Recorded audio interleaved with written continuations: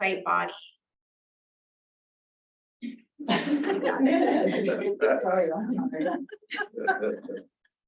This is our first live or hybrid meeting in probably over 3 years, I would imagine. And we have a pretty packed agenda today. We are going to do some introduction first, and then maybe I'll frame some of what's on the agenda for us today. So maybe we can start. Do you want to start, Gilbert? Sure.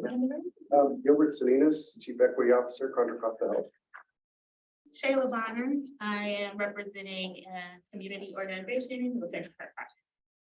Ronell Ellis, Health Right 360, Reentry Network. Michael Pearson, I'm with Key Council PC, and I am a community-based member who's involved with the criminal justice. Matt Malone, Chief Counsel for the court, and I'm that position, the court's representative here. Emily Mackey, I'm the county superintendent of schools. Hi everyone, I'm Stephanie Medley from the right. Hi folks, I'm Alicia Jackson. I am the reentry manager over at Hope Solutions. Good afternoon, everyone. My name is Chris James. I am actually not a member of our job. I would say that as much to remind myself as to remind but I am with the W. Hayward Burns Institute, who serves as a consultant for the Our Jobs work. Good afternoon, everyone. E.C. McCrath, Chief Probation Officer. Hi, I'm Patrice Guillory, Director of the Office of Reentry and Justice and Staffing today. And I'm Denise Sadkevich. I'm with the Office of Reentry and Justice. Melvin Russell, I'm the Assistant Chief of the Probation Department. Good afternoon, Kiki Ferris, Probation Director. Jill Ray with the Office of Supervisor. Good afternoon, I'm Brandon Banks. I'm the Chief Assistant with the Public Defender's Office. Good afternoon, I'm Shannon Ortland. I'm with the Contra Costa County Office of Education. Great, and I will ask for those on Zoom, if you can introduce yourselves. If you want to just unmute, I can see Christina first up on our left. Thank you, Christina. Hi, good afternoon, everyone. My name is Christina Jackson. I'm with the Office of Reentry and Justice. Thank you. Elsie? I'm Elsie Mills, she, her. I live in Concord and I'm a community representative. Thank you. Elsie Carter? You're on mute. Yes, good afternoon. Ozzie Carter, community member today, also wearing a cab hat as well. Thank you. Cheryl? Buenas tardes, Cheryl said it, member of this body representing the community, as well as Racial Justice Coalition and the Budget Justice Coalition and Immigration Rights Alliance. Thank you. Thanks, Cheryl. Welcome. Simon? Thanks, Ellen. Good afternoon, everybody. Simon O'Connell, Contra Costa District Attorney's Office. Wonderful. Thank you. And welcome, Gigi. Did you want to introduce yourself? Gigi Crowder. For this group, Elder Gigi Crowder, I'm Contra Costa. Great. Thank you. I would ask the group if there are any announcements this afternoon. Well, I have one. At NAMI each year, May is Mental Health Awareness Month. So we elect individuals for our Champion of Change Awards, Change Agent Awards. And so wanted to nominate someone doing great work to advance efforts for those impacted by mental health. There's 14 different categories. Please do so. Thank you. Thank you. Other announcements from anyone here in the room or on Zoom? Just plain slate day tomorrow. So we'll be out there from 10 to 3 Richmond at the Success Center doing that work. So if you know anybody or if you want to come help, come by. Thank you, Renelle. We'll see you there. We'll have a team of attorneys and other advocates that can help start the process of doing legal intake and begin filing petitions to have folks submit to the court, felonies reduced to misdemeanors, arrests sealed, expungements, certificates of rehabilitation, and any other legal remedies that we have for Clean Slate, and so many great services at the center to really do a holistic connection for people that are going to have lots of different needs and lots of partners there on site. So we're excited about it. All right, anything else in terms of announcements? Good. Well, I want to say we're going to have as our next item, the community dialogue. And I wanted to kind of frame this a little for you all. As I'm sure you're all aware, and as we sit here as the racial justice oversight body for the county of Contra Costa is in the national spotlight for some incredibly vile, appalling, racist, homophobic, misogynist behavior that has been revealed and disclosed to both public defender's office and then to the public at large. These are text messages from a really substantial number of Antioch police officers. We initially had 45 names, but an officer had two different first names and the same last name. So we think that might be the same officer, and it's 44, but it goes all the way around the department and up and down the chain of command and involving internal affairs and leaders in the department. And so, you know, our office can address what some of the folks in the system are doing to react to this. But it's important, I think, for this body to allow a space for community dialogue, for the community to be heard and for the members to be heard. The level of pain and trauma to community members in Antioch has been really apparent to our office for years and years, and we've been sounding the alarm bells inside of the courtrooms on cases. And so, you know, we are here to continue that work. We're deeply troubled and appalled, and you know, are open to hearing from community members what they'd like to see all of our systems to do. You know, I want to point out this has a really broad impact on our court system, on our public defender's office, our DA's office, on our local stakeholders. The city of Antioch is, of course, a city, right? And so they have their own city government, and they're not governed by Contra Costa County. But I have had discussions at various levels, looking at models and sort of best practices, the way that this body could think about what impact we can have, what recommendations we can make, what we can study about the impacts of over policing, the kind of targeted policing that we're seeing in these texts that's really specifically directing harm to Black and brown people in our communities. And so I know that you know, in some of our committees, we're going to leave space for those discussions, and there will be a lot of work to come. Our office has been working for the Center for Policing Equity, and this is really in their wheelhouse. So, you know, we may ask them to come present. We may want to hear from other experts in the field about what some of the practices are that we can at least recommend in Contra Costa County. But again, knowing that Antioch does have its own city government. I mean, the community has shown up in an incredible way to really talk about the pain and the trauma that they've seen over the years to their loved ones at the Antioch City Council, on the streets, you know, really taking it up in a march, in the media, through civil lawsuits, at the County Board of Supervisors this week. And so I know that the county board is committed to really ensuring that we can have a thorough review of these cases and ensure that folks that have been victimized by this conduct see justice.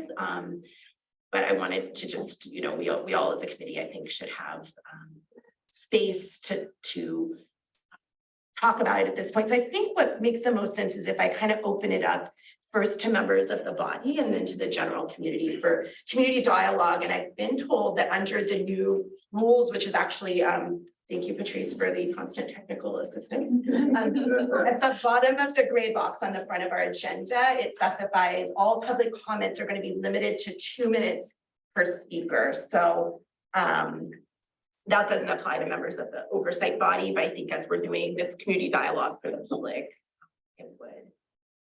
So I will just. I don't know if I should follow after you do or not, but So again, Shayla Bonner here for the Safe Return Project. I must say, like, my anxiety was high coming into this meeting because I know was probably gonna be a topic of discussion. But you know, usually I'm the quiet one and I kind of sit back and observe in these meetings, but I couldn't like hold my peace on it. So I know in our job, we discuss doing like implicit bias trainings, right?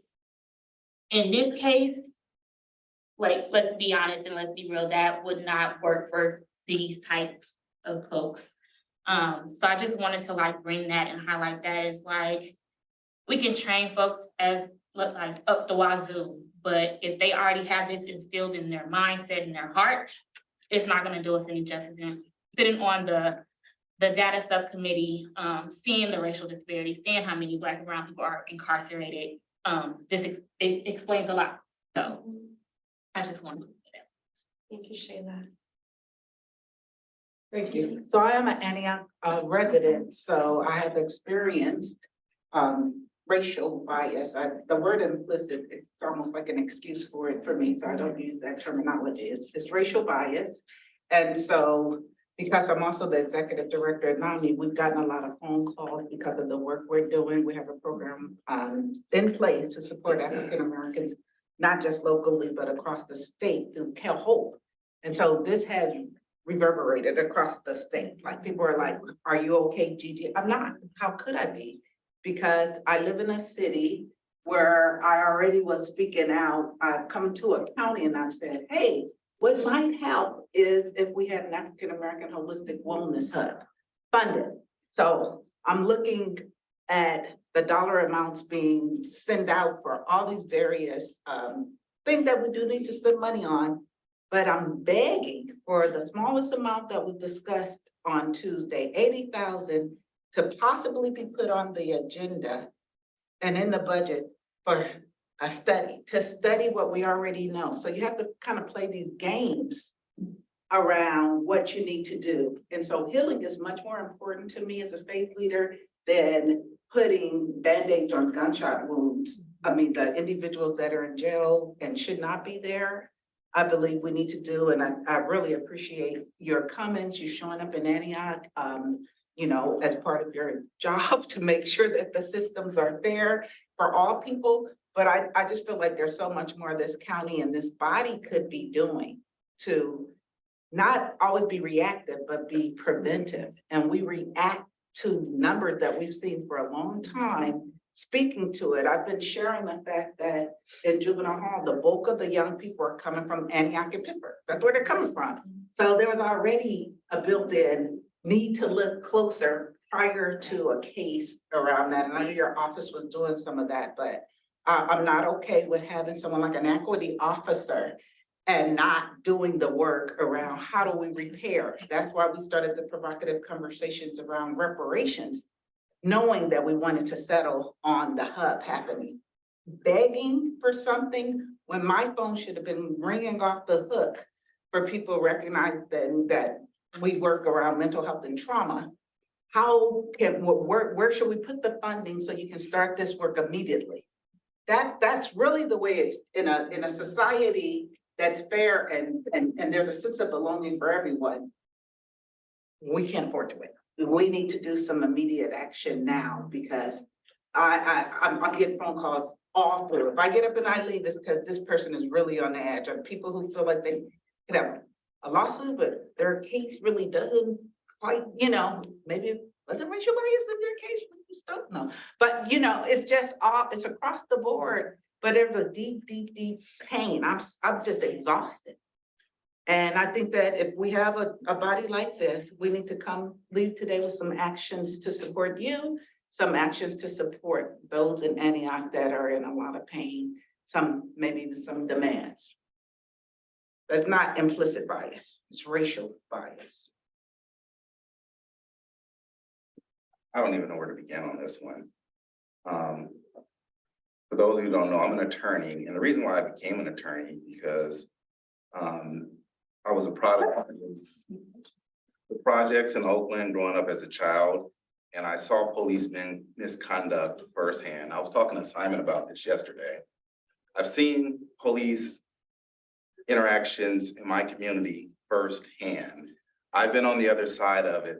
And part of the problem is I've actually went down to file complaints against law enforcement officers personally prior to even being involved just as a citizen and not being taken serious, no follow-up, no empathy. And I'm sure a lot of people who have experienced the things that happened in Antioch made a report because in fact, an officer that was involved is in internal affairs. So this circles right back around to what we've been working on. We had a heated discussion and some people got upset up here when we wanted to do the community policing, the police department. And I was very disappointed with the Board of Supervisors. And I've had discussions with them and tried to talk to them about that and went to the meetings when they decided not to go forward with it and not move forward. And what we're gonna do, we're just gonna take a wait and see approach. This was about a year ago. The wait and see approach is not gonna work. I'm not interested in doing work where we collected a lot of data here. We've done a lot of good work, but it's time to now put it into action because we need to see results. We don't need to be, and actually one of the Board of Supervisor members asked me about that. And I said, I'm just a little disappointed that we haven't done more action. Like there hasn't been more action items of things, of actual plans, of things that we can implement to make a difference. Because this is not isolated. This is not isolated. I was married to a police officer for 10 years. So I have an intimate insight into a lot of officers and how they interact and what they do. This is rampant and this is just the one that was made public. This is the one that actually did it in writing.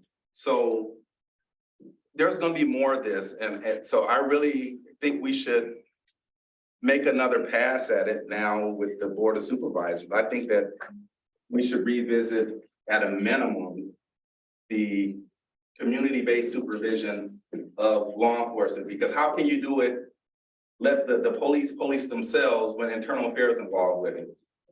There's a lot of pressure with being an officer and trusting that person next to you with your life. There's a certain bond that you have with that officer. And even when you see them do something wrong, even if it's criminal, I've heard stories from law enforcement officers directly. They don't do anything. They're scared. They don't want to put their careers on the line. They don't want to get themselves in trouble or have people that won't watch their back when it's a life or death situation. So there was Rampart, there was the Oakland Riders. This has been happening all over the country. So I hope that during this term of our job that we can actually maybe come up with some real policies that would make a difference.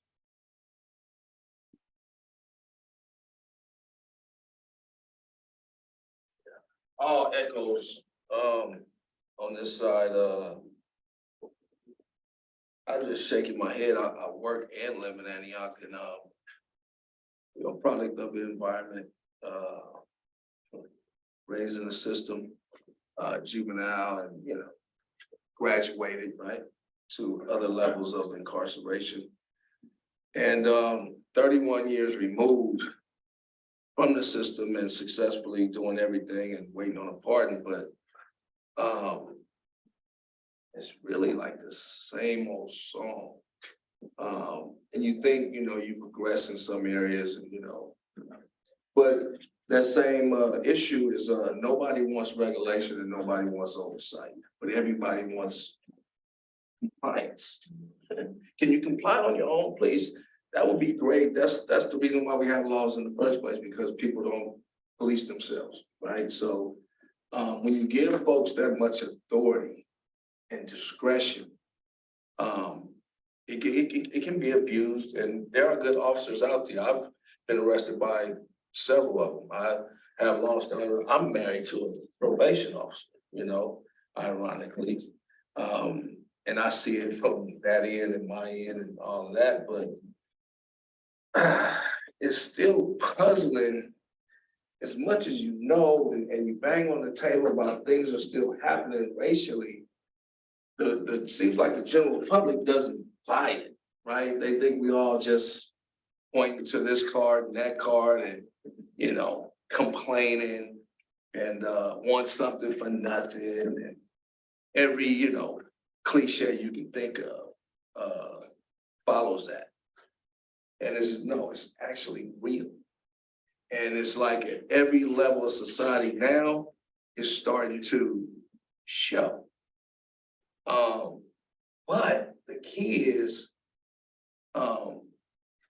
doing something about it. You know, I was over there too when we just wanted oversight of the police department several years ago. We first got one African-American to the council. Took a lot to do that. I don't know, 05, 07, something like that. And nobody wants to be regulated. I get it, but if it's not happening on its own, it has to be, you know, oversight. You know, I mean, nobody wants to be told what to do or shadowed. You know, everybody's a grown person, but in these instances, some of the things that go down and some of the cases that send people away for many, many, many years. I mean, I was, you know, facing almost 25 years myself for something I had already did. It was like, yeah, it was a new case, but the maximum was 6 years and I was facing 25. It was all enhancement priors. I'm looking at 15 before we even start talking about what I was there for. I mean, it's just like, you know, just trying to stretch you out, you know, and luckily I was, you know, I had some good non-paid attorneys who fought for me and a good judge who thought about, you know, maybe taking a chance on me, took a steady commitment, but I ended up striking up a relationship with that judge because of just being able to think outside the box, give me a chance and, you know, you never know where this thing can go. So, but when folks with authority are doing the things that they're doing over there, is no way you can have a society that's functioning properly. And so at some point, somebody, you know, has to be a parent in the room and, you know, get folks back on track and it's definitely derailed to the point. So it's gonna take a lot of solutions. You know, you gotta get out of the problem and get in the solution and then don't get out of the solution, but stay in the solution. If you stay ready, you don't have to get ready, you're already prepared. And that's what the approach is gonna have to be. It's gonna have to be going forward where we're in place. We're not, like you said, we're not reacting or responding, we're actually preventing. Prevention. I deal with relapse prevention, right? Getting loaded, getting high, you know, relapse, recovery, that's fine. Saying no is fine, Nancy Reagan, but having preventative tools, right? Having relapse prevention tools allows you to be prepared in case you even consider relapsing. So, and relapse is just a term, so it can apply to this as well. And having a department relapse or a community relapse. So that's what we're looking for with the body is trying to put things in place that'll allow us to prevent. I don't even know how many times I can say that without being, you know, egregious and just prevention. Please try to avoid this, you know, this whole thing. Thanks for now. Welcome to Melvin. If you want to introduce yourself, Melvin's from the Racial Justice Coalition. Yeah, sorry for being late, had a slow morning. Melvin Lewis with ACE and I help facilitate the Contra Costa County Racial Justice Coalition, and that's the capacity that I'm representing today. Thank you. And we're having a community dialogue first with the members of the oversight body about the situation in Indiana. Yeah, I don't know if you saw, but Cheryl's hand was up. It has gone down, but I suspect that Cheryl, Miss Cheryl, please. Yeah, I didn't mean to take it down. So thank you very much, Christopher. Yeah, I didn't know if Melvin wanted to talk. If he did, I can wait till he says what he has to say. yeah, I mean, if this is about the situation happening out in Antioch, I mean, you know, just kind of for me brings it back to like when this table was first started in the first place, when we were talking about community oversight, even of the sheriff's department and why that's needed. So community members have a voice. I mean, just at this last meeting, with the Board of Supervisors, I did express just kind of like, this has happened to me every now and again. I keep it to myself because I'm like, I'm not gonna take any immediate action. I just try to work it out on my own. But when I get stopped by the cops and kind of treated like a suspect, when the only thing I'm being pulled over for is some broken license plate lights, it's like, dude, you could just said your license plate light is broken. Can you fix it? Give me a fix-it ticket. But asking me to search my vehicle, my car, you having any drugs on you? Do you have a weapon on you? I'm just like trying to get home at night and wanting to like assert my arguments, feeling that pride, but then I'm just kind of like, well, nobody else is around, Melvin. You out here by yourself, and it's just that officer and you.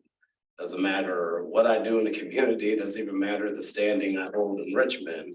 At that moment, I was at the whims of this officer who has the policeman bill of rights that gives them a lot of immunity or discretion under how they're feeling as opposed to how I'm feeling. And what happened in Antioch just really, I was telling people it's one thing where folks like knew that there was discrimination and racism, but now it's like, oh, we know we're seeing this right in front of us. So even me just driving through there, having family and friends or work that I do out there, I'll see a cop car passing by me and just like, please don't stop me because I don't know what's gonna happen. And that's a scary situation to be in. And the other messed up thing about it is just talking to officers candidly, because they'll see me out in public or other community members out in public, they'll start, good officers, developing a relationship. And it is concerning when they're like, yes, there is problems in the police department. Yes, there is racism in the police department from our own officers telling us that just candidly. And when those text messages came up, I hate to say it, but it made me ask myself, so how many other jurisdictions have text streams like this? And I wish I were naive enough to believe that that's only an isolated incident in Antioch, but my instincts tell me it's not. Is that a speculative comment? Sure, but it's also based on something that really happened. So yeah, I'm looking forward to proactive policies, but I'm also looking for recommendations that we could do to do a culture shift, because we're still seeing statistically how disproportionately people of color are represented in our criminal justice system, and that sends out a false narrative that the majority of crimes committed in this county are by people of color, and no, that's not true. But implicit biases that people carry with them and how they've used their discretion and authority to go after crimes that are being seen, even though some of the folks that are enforcing the law are also breaking it themselves, as we can see. We can do better and be more equitable in how we're going about enforcement. And that also means holding folks who are enforcing that law to the same standard too, at the bare minimum. So those are the comments that I have. I don't want to take up too much more space, but sorry for being late again, y'all. Cheryl? Thank you. And thank you to everyone for comments. Thank you, Ellen, especially for the comments at the Antioch City Council meeting. I wanted to say this, a couple of things. I can't be there today. I actually just flew, came back into town from DC. And so when I tell you that this is national news, it's national news.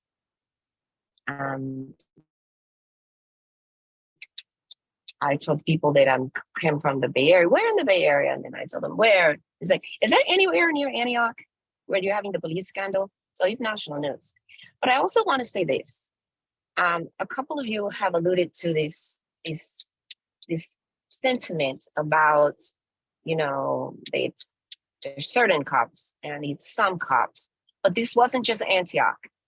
Pittsburgh also had several cops who were identified by Pittsburgh themselves on their social media. I believe there were 3 they are looking into who are identified. There was one in Brentwood. And what I hear from people in other cities is how much that their cops are good cops. And I believe Tanisha said it at the meeting, and I love the framing of this. That's, you know, and I try not to do it myself, and this discussion about good cops versus bad cops. Because when we get into that conversation, we lose sight of what it is that's really happening. These bad apples, or these bad actors, or whatever you want to call them. Because bad apples, you guys, come from rotten trees. And what do you do with a rotten tree? You got to chop it down. You got to chop down the tree, because you can't get rotten apples or bad apples from a good tree. It just begets more bad apples.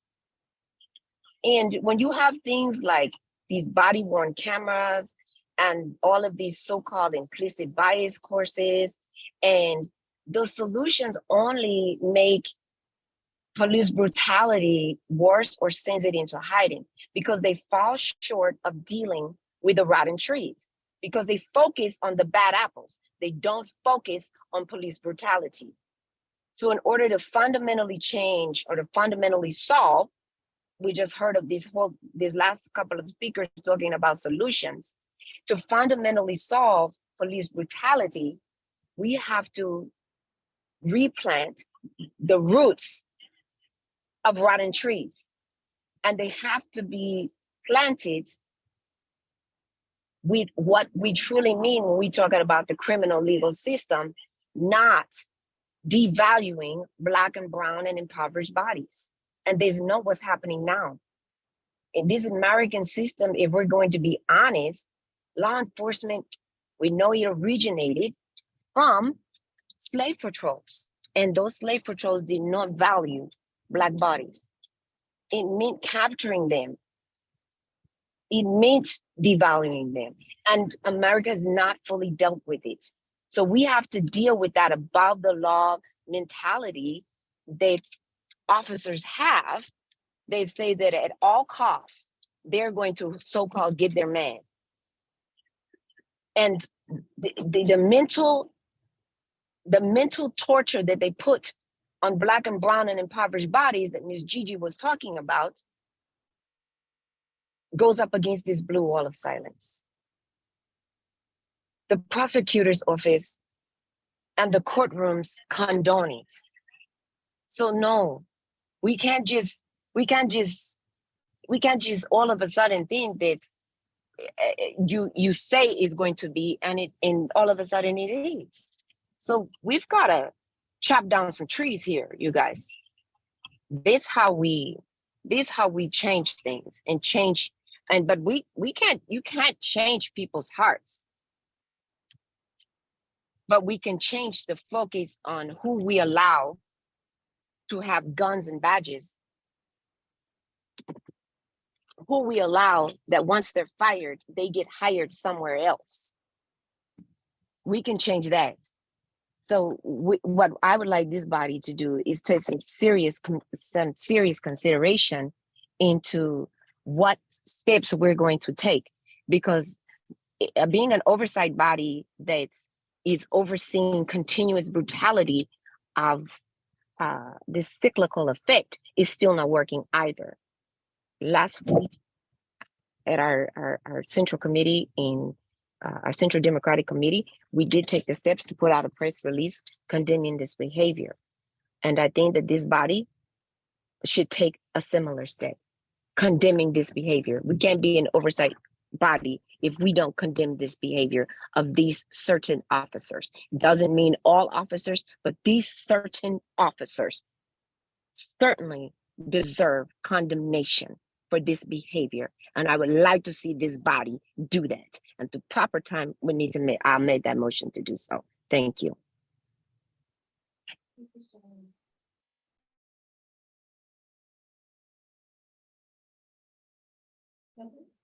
This brings back memories of reliving the Rampart scandal in Los Angeles. As many of you know, I grew up there, was there my whole life. The Rodney King riots and all the injustice that came after that. I think this reeks of racism. I think the first meeting that I came to here, we looked at data and you're shaking, you don't know what I said. I said, there's disparities here. There's 64 African-American kids incarcerated and there's 4 white kids incarcerated. That's a problem. Why are we not digging into that? And so I asked questions, but it felt like, oh, well, Gilbert, we don't know if they live here. We don't know if they come from like out of town. And it was kind of bounced around. So I don't know how many meetings I've been to now, but I don't know what we're doing here.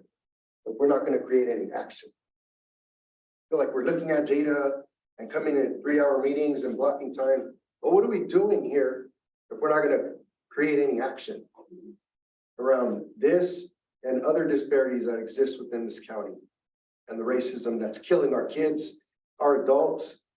This is serious. They might be in jail for the rest of their lives. You might have a kid that got 50 to life because of this racism. And so I worry about that. I worry about the effects of that being widespread throughout the rest of the county.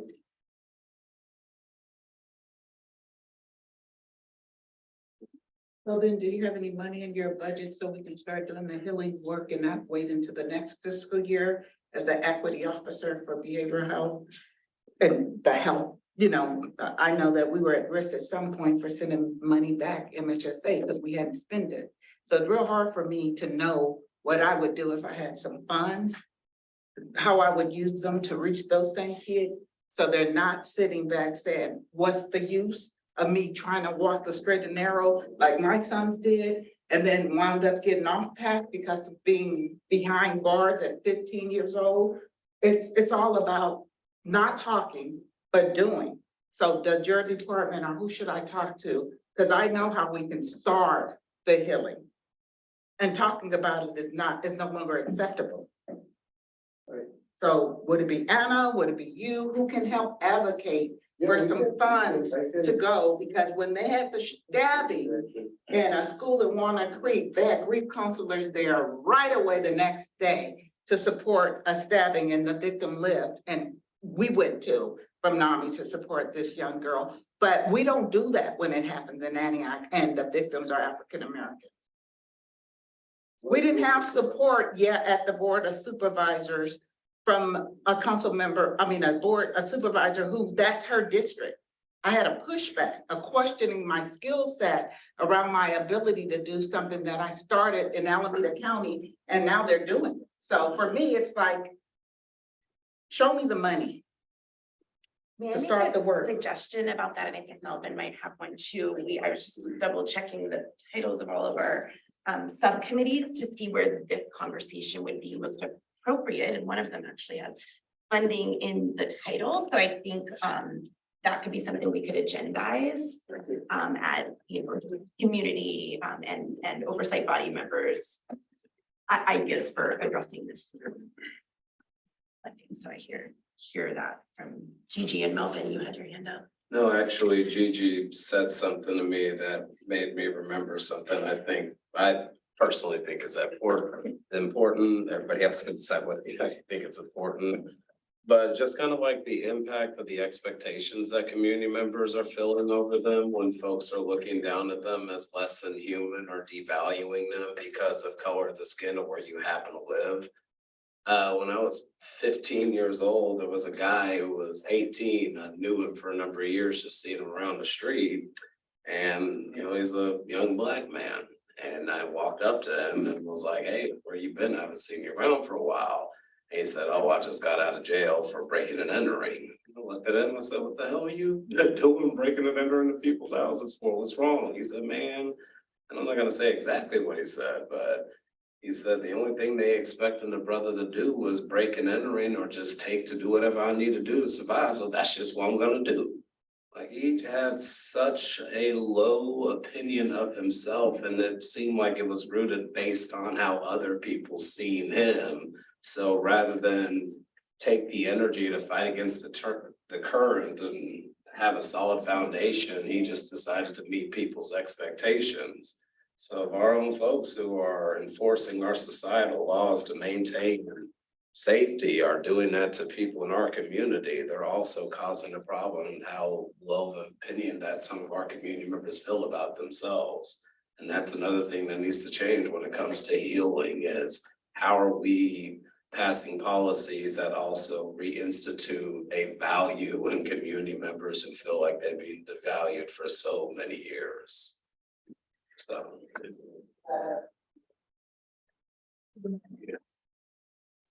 I also hear that, folks are not ready to heal yet. They're still not ready to heal yet because so much damage has been done. But it's just, they haven't even gotten to that place where they can think about healing. I've talked to so many community members that have told me, they said, I feel like I've gotten beat up so much that, they can't expect me to be in a healing place and sit in a healing circle after all this injustice that has been done. So I feel like I've been hearing that a lot too, from our community. And it continues.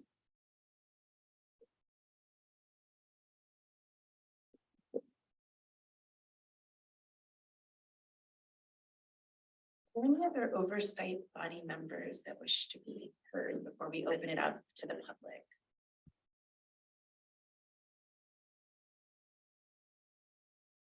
Just wanna, I'd like to publicly thank the district attorney's office.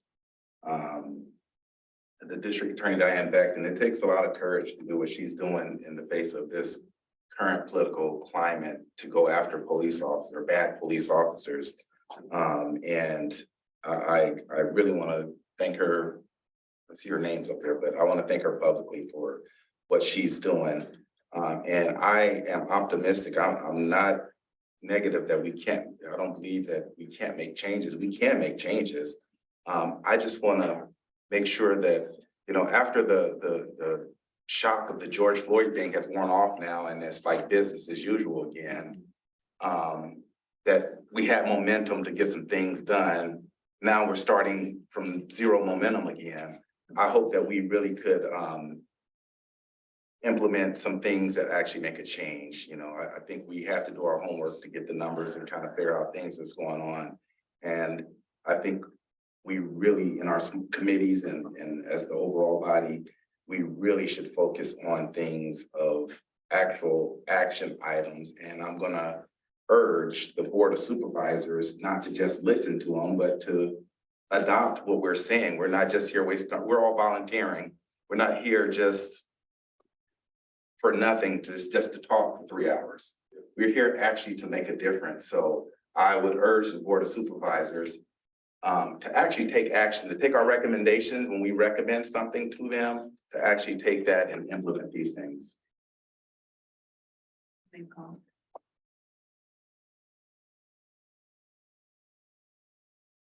Great, so we're gonna open it up to members of the public, and again, under the public access rules for public comment, it'll be limited to 2 minutes. Members of the public, anyone?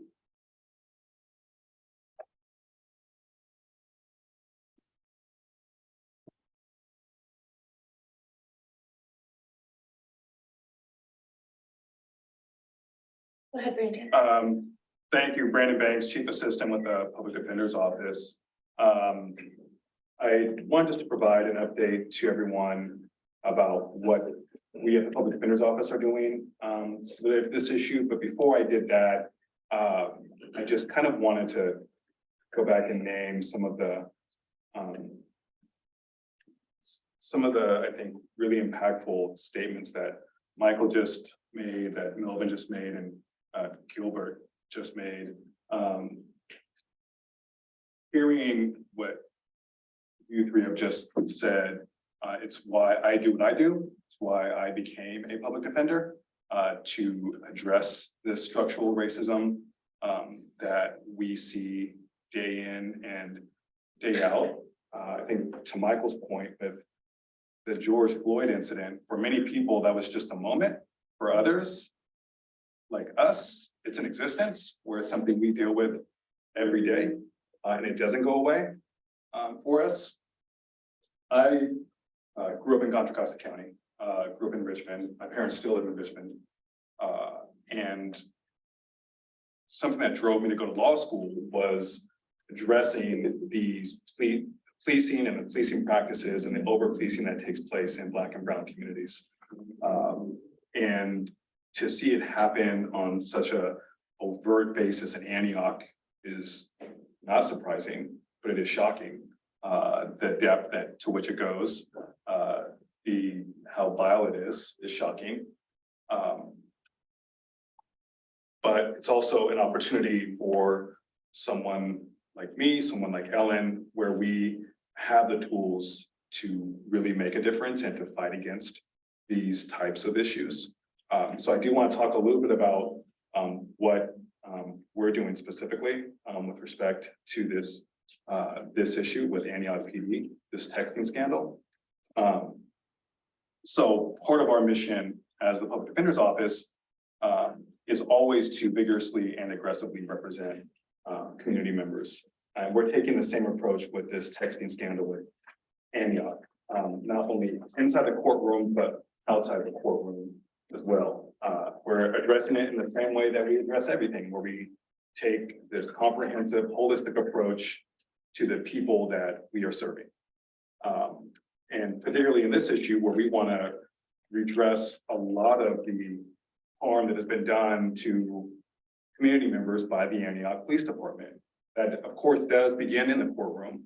And in the courtroom, we're using every tool that we have. We are seeking dismissals on active cases. We are filing motions for release to demand that our incarcerated people who are in custody on Antioch Police Department cases are released and don't have to sit there in custody while we fight these cases. We are cross-examining these Antioch police officers when they come into court. We want to make sure that they are held to account when it comes to their racist culture and the racist text messages that they were a part of. We're also meeting with the DA's office and we're discussing with them how on a office-wide policy approach to address many issues that we're seeing take place in court. For example, whether they're going to be continuing to accept cases from the Antioch Police Department for filing. What their obligation is to dismiss Antioch-related cases. Emphasizing that they have an obligation to be transparent about all the officers who are involved in this texting scandal. Their obligations to turn over information to our office and our attorneys about the Antioch Police Department. Their obligation not to prevent these facts from being introduced into evidence in court or from being withheld from the jury in jury trials. Ellen, as you know, is also advocating in a variety of mediums. She's talking to the press, she's in the community, voicing her concerns, she's in the courts, she's talked to the Board of Supervisors about how vile and serious this scandal is. So we're intent on ensuring that this is not business as usual when it comes to these types of text messages, these types of abhorrent behaviors. I think many of you here probably have already seen the most recent incident where we found out through the news just a day or two ago about two Antioch police officers who beat a Latino man who was with his significant other waiting for an Uber. We don't know who those two individuals are yet, but we'll find out. So this is something that obviously is endemic in the Antioch Police Department. There's still a lot we don't know. We still need to find out who's on leave, the results of the FBI investigation, if there are other text messages, if there are other text threads. There's still a lot for us to do. Thank you. Thank you. I see a couple of other, I see Elsie with her hand up. Yes, thank you. I keep going back to a question that I'm often asking at these meetings. We talked, and I think we're founded on sheriff oversight. So we may not have impact on the policies in Concord, or where I live, or Antioch, or any other city, but we have a sheriff's department. We have a juvenile prison. These are areas that are under your auspices and influence. And I keep coming back to what's happening there. And why aren't we moving on that? Thank you. Thank you, Elsie. I see Simon has his hand up. Thanks so much, Ellen. I first just wanted to thank everybody who has shared their personal sentiments. And I'm particularly moved by what was shared first by Gigi. This is racial bias.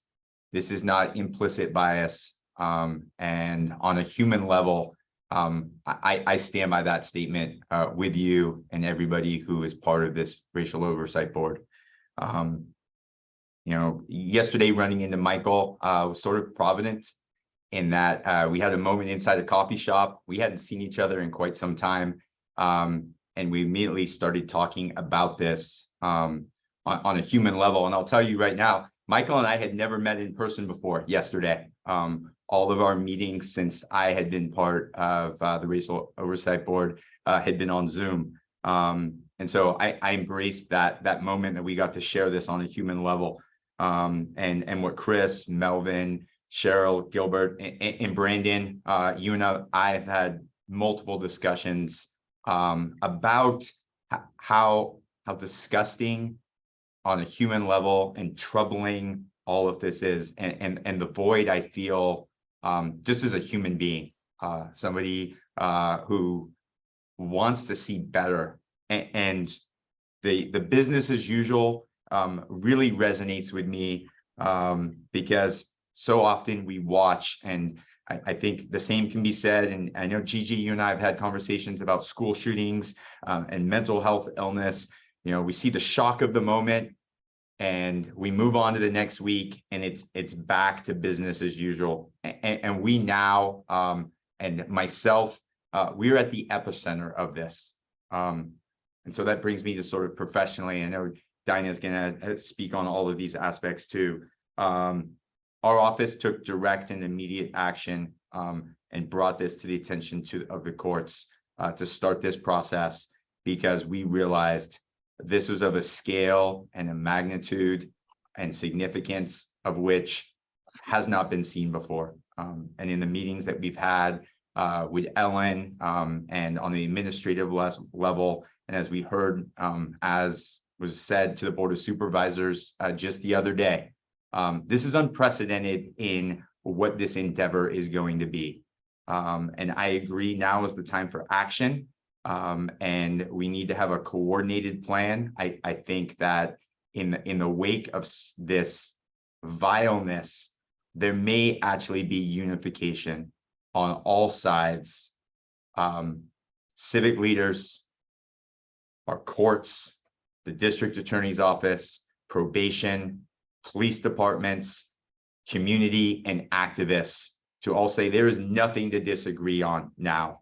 We have to do better, and that takes action. So I'll yield my time. Thank you. Thank you, Simon. I'll jump in here really quickly and say, first of all, that I appreciate the sentiments that everyone has expressed. And like so many people, I suppose I'm gonna mostly echo those things. There are a couple of things I think to point out from my vantage point, again, working for the W. Haywood Burns Institute, national nonprofit based in Oakland for 20 years, doing racial equity work nationwide. I think the first thing that I would point out is that there is no training. There's no curriculum, half day, 1 day, 4 day, 10 day that will root out that level of racism, right? That it requires something so much deeper than that, and more importantly than anything, it requires a person to actually want to grow in that way. And so, what you need here is accountability, right? And to figure out what accountability is going to mean, particularly with folks in authority in ways that can impact, will impact, and have already impacted people's actual lives, right? Their ability to work, to be free, to be with their families, so on and so forth, right? Among various other things. I appreciate Michael's comments, about sort of why people are less likely to speak up, even when they are aware of an issue, right? And what that indicates is that this is not bad apples or bad actors, this is a systemic issue, right? Because if accountability means I may be in trouble the next time we're out in the field together and something happens, right? Then I'm way less likely to hold you accountable, which means the problem persists. That's a systemic level issue. It's not that everybody, every individual within that system has those intentions, but it's a system that perpetuates those types of outcomes, that type of behavior, right? So at a systemic level, that has to be addressed.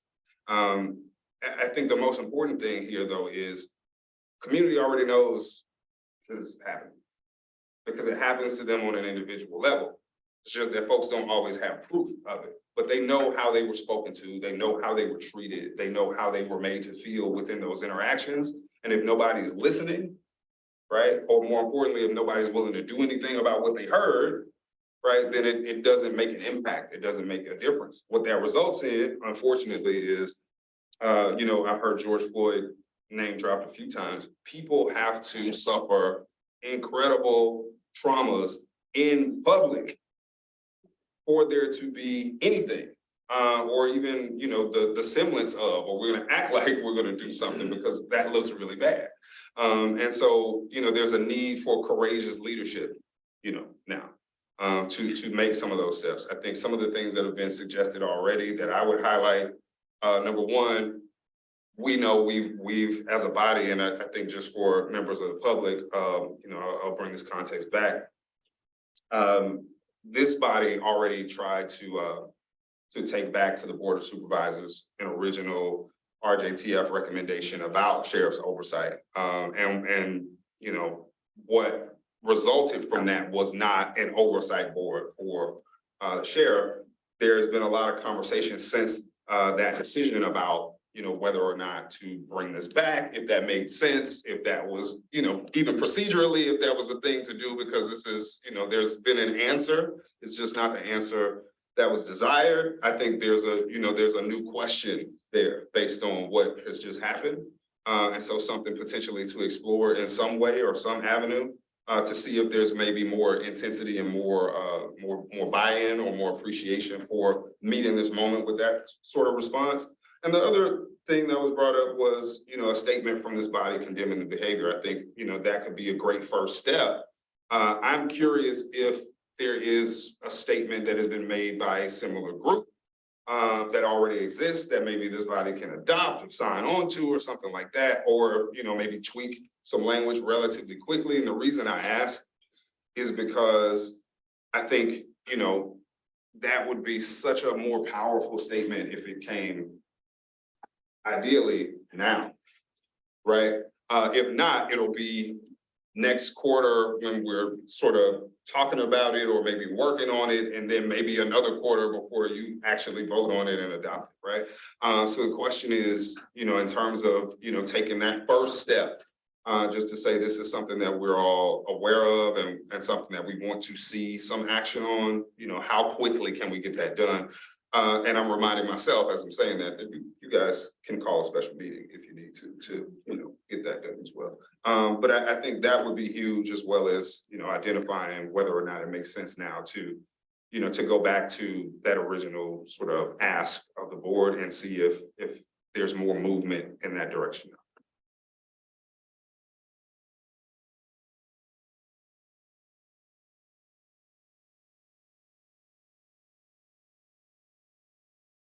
Can I respond to that? Gigi. Because I'm so aware of all the companies that put Black Lives Matter signs in their windows after George Floyd was killed, before they walk back into their businesses and put their needs on the neck of Black employees. So most of the folks in this county that would receive that letter aren't the people who need healing in Antioch. So we could do a letter like that, but action to me means going into the schools and letting those young boys who have read that this is happening know that this stops now. And that because of what happened in Antioch, it revealed something that offers them hope, because there's a body like this and others who are gonna try and do their best to make sure it never happens again. That all the officers who were responsible for this will be fired, they'll lose their pensions. It will set a tone. We change from consequences. We don't change from word on a piece of paper that, you know, a police union fights against. We change when there's a consequence to our behavior. We eat too much, we gain weight, we don't like what we see in the mirror, so we stop eating so much. We don't change because something that's been written in a body like this that doesn't reach the people who need to hear it most. So I just would like for us to do something that's more immediate, because I know what happens when that happens. And the kids in the classrooms in Antioch who just came out of COVID and we now know their test scores are horrific. You know that, Lynn, that the African-American students fell further behind than any other group. But there's opportunities in Gilbert. Healing comes in for African-American and their faith communities. We're in a position where we're so worried about it not being a government, nonprofit, CBO that does the work. We need to figure out a way, like we did with COVID, to get partners that are not our natural, typical partners, to join forces with us to make those young people who are looking at what has happened and saying, no one doing anything about it. They're talking about it, but there's nothing happening that's making me realize that there's a justice that will be served. I'm dealing with yesterday in Oakland, my nephew who was killed by two bad guys getting off because a bad police officer had a corrupt, that Charles Hallwalk, the butler, was my first. I mean, you know, all of this police corruption, the kids see this too. I don't know what we can do for 35 plus, but I know we can start investing more in young people. And it can start with this effort. But it's not, you know,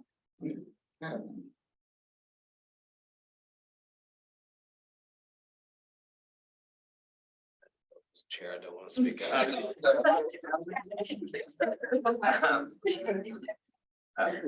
Forgive me, I'm still just a little tired. It's been a long couple weeks. Chris, right? Yep. All right, yeah, I mean, well, to Chris's point, you know, even just thinking about like how the state do things or just politics in general, I do think that it is worth saying that if this board who has come together in this iteration still wants to push as a recommendation for a sheriff oversight board, and if that's the thing that is our desire, then let's talk about doing it and put it as a recommendation. Will it get struck down? Probably, yeah, but I don't think it's the point on what the reality is. For me, it's not the point on like whether or not if it gets struck down or not. It's like putting it out there, like this is the need that we're seeing. Now, whatever decisions they're gonna make based on their own elimination criteria and all that, that's gonna be on them. But I think we need to focus on what is our desire based on what we're seeing on the ground in our individual professional capacities on why that is important, and just carry the message. We're bringing this up again because of XYZ reason. One of those XYZ reasons has national attention is right here in our backyard. So we're revisiting this conversation again. And last two things, I think it would be good to have a response around like how the problem, if we identify a problem, I know I have personal ones, but as a body, with the current self-reporting model, I know I didn't have a chance to view the presentation, but we already did have that version of oversight come forward. So that could be something to evaluate and break down. If there see pros and cons and say, here's what we see out of this, but here's how we want to build on that to strengthen that type of reporting model. And finally, I don't know if this body can do this, but ideally what I would like to see sometime before the end of the year is us actually opening up and having a larger community intentional conversation, region by region, similar to what we did just starting out this meeting on getting people's feedback on how are you feeling about these text messages? How are you feeling in general? Like what's the type of vision you'd want to see to improve it? And that can inform any type of policy that we try to recommend, whether something that needs to be checked in and adopted, or maybe something adopted somewhere else in the nation that just needs to be worked for our region and our laws. But, you know, hearing community feedback and discussions to me is one of the best ways to get to a policy that can be adopted, that's feasible and has teeth too. Thank you, Melvin. I see that DA Beckton has her hand up. Oh. Yeah, thank you. Thank you, Ellen. I just, I've been listening to all of the comments, and I want to just take a moment to acknowledge all of the pain that so many in our community have suffered. Not just from what's happening right now, but what has happened over many, many, many years, and what continues to happen. So sorry, Gigi, to hear of your loss, your very recent loss. This moment that we find ourselves in, I will tell you, for me, reading the text messages, just as a human being, my heart has been broken. This has been a very, very difficult situation to deal with, as the teams in our office have had to work through trying to make sure that there's accountability, and also to make sure that there's public awareness as appropriate, which is why we went to the court with the text messages to make sure that we were not violating any orders of the court. And the court said we were not, and they released the reports and the names, which is why they are out there. But I also want to, just piggybacking on what Simon said earlier, just to make sure that our community knows that in the district attorney's office, we are we're working every single day to identify the cases that have potentially been compromised by the text messages and any other activity. And as we identify those cases and any overlapping conflicts, we will initiate a detailed review process for whatever is appropriate, whatever justice looks like. If that means a dismissal, if it means resentencing, whatever it looks like, those are the steps that we are going to be taking. My office is also working to ensure that public safety and serving the interests of justice are priorities. We are at the forefront of the work that we're doing. We recognize not only the constitutional rights, but also we recognize our Brady obligations to turn over any evidence that might be in our possession that could be favorable to the defense. And we take that obligation seriously, and we will make sure that that is done as well. Separate and apart from the text messages that have been discussed, as you all know, we're continuing to work with the U.S. Department of Justice as we jointly investigate those cases that may lead to criminal activity and charges. And we're working with them with the goal of ensuring accountability there as well. Because of the nature of the investigation, we're not at liberty to say a lot about it at this point in time, but do know that that work continues even as we are in the midst of working through all of the cases that are touched by the text messages. I agree with what has been said. We must, if there's ever been a moment when all of us have to come together and try to figure out how to row in the same boat, not just the justice partners, not just the courts, but the community organizations, everybody who thinks that this is an important issue, we have to come to grips with how we can move forward in a more just and fair way. So I think that whatever we have in front of us, or I know what we have in front of us in the DA's office, but as a community, we need to just wipe all the papers off the table and sit down and say, what is it? I truly believe that our past is inseparable from our present. We're going to have to come to grips with how we got here. How did we become the most over-incarcerated country in the world? We're going to have to ask those tough questions. Why is it that Black people have a 5-time higher rate than white people of being incarcerated? We're going to have to ask those tough questions. And we're gonna have to do that together as a community. We can't heal if we try to ignore the past and how we got to where we are today. So I am going to suggest that for this group. This is a perfect group. And any other voices that are not here, we need to add them to the table and that we make this our highest priority. We didn't get to this place just overnight. There's a complex system of laws and policy decisions that have gotten us to this place where we are. And we're gonna need everything. We're gonna need data, we're gonna need training, we're gonna have to look at everything. And I think we're gonna have to listen. I agree with Melvin. I think we do need to listen to our community. We need to give our community a chance to air the hurt and the pain that the community has gone through, but we have to listen and work. We're gonna have to do both at the same time. We're gonna have to keep moving forward. We are gonna have to go into our schools, as Gigi said. We're gonna have to try to do everything at once because this is an urgency, that this is a moment. And if not now, when, is what I say. Thank you. Thank you, Tia Benton.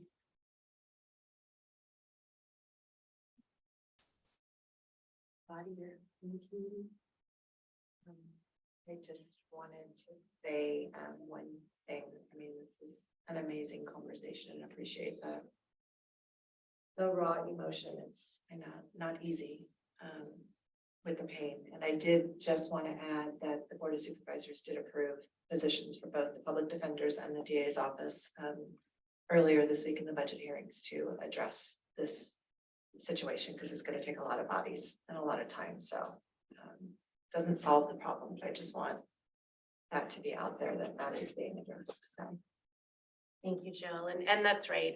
Both offices approached the board this week, and for our office, this is an emergency. I mean, it's existed. We've known about it. Folks in the community have been living it. But in this moment, it kind of reminds me of the beginning of COVID, where we had to work day and night to triage and to really quickly respond. We have people in jail and in prison and on probation and on parole, and having a huge barrier that they can't get a job or housing because of convictions. And it's all connected to the what's been disclosed and what's being investigated, and the other FBI crimes of moral turpitude investigation, and so on and so forth. And I think we heard, for the new members, because I think we're just acknowledging we're a body of folks that have been doing this a while, and some new members, I think it's really clear why everyone's here and how much both pain and trauma folks have suffered, and how much passion they have for this work. So I made kind of a long list, and I don't know if I missed anything, but I have to be honest, I don't think there was an idea that anyone brought up today that isn't something we should address. And luckily we have experts in the room, Patrice and Chris James, who can maybe help us think about prioritizing this, where things should go within committees. We are going to discuss our work plan today. But I think yes to community listening sessions countywide to really, hear from the community and think about other ideas that we might have missed, or maybe get reinforcement. It is a new day and a new moment every single time in court. We have, if there's a changed circumstance, you can file your same motion. You're going to go back to the judge, right, Michael? And so, ideas that this body's had before should be addressed at today with the facts that we're dealing with today in this moment in time. And I mean, I think talking to different policing experts about how about county-wide set of recommendations, this is what the county expects of law enforcement agencies, even if the city runs them. And then if cities want to be below that, our office will have a nice talking point in court about how they're running an agency that doesn't, meet a county guideline and recommendation and a best practice. So I think there are things we can do, even given that there's this city county split on our level. And what I'm hearing from you all is this is the time for action. This isn't the time to be, we've done the deep dive. We've seen where the policing that we have in Contra Costa has gotten people of color, right? We've seen these incredible disparities. And so figuring out how do all these pieces fit into the committees, into our work plan, into our mandate. I did just want to add that I spoke with Supervisor Joya, the chair of the board, this morning. He was interested to hear that, we were meeting, and that, initially we had always reported to the PPC, but it does sound like there's a chance we'll be redirected and be reporting to the equity committee, which this year is Supervisors Joya and Glover. So that was his request. And, I let him know that I would put it out to see what sort of timeline folks in the group thought, and Patrice and Chris thought, in terms of us putting together some of this work to do a report back to that committee. So are there other pieces, Chris and Patrice, that we should do before we wrap up community dialogue?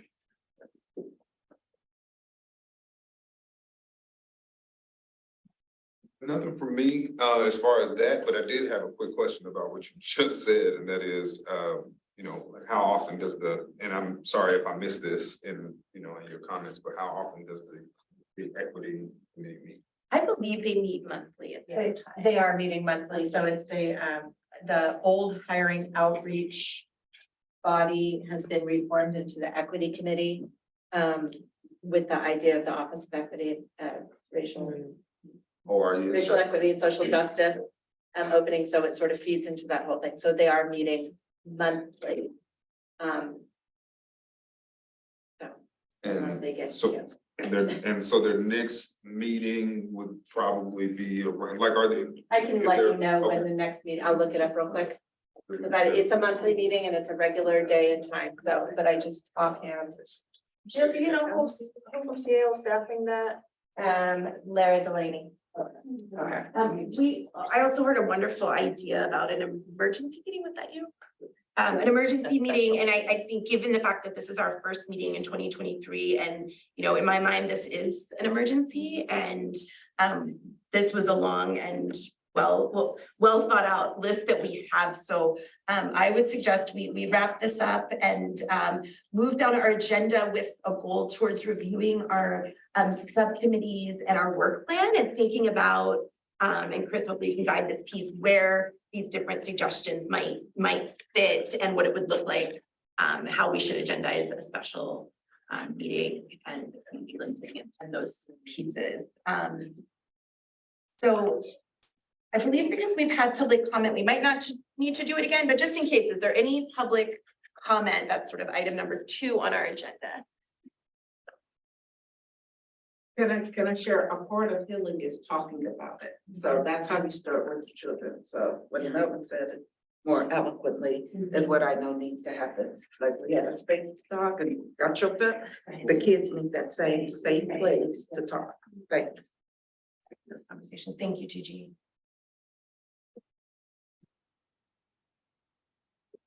So has everyone had a chance to review the record of action from our last quarterly meeting, November 3rd, 2022?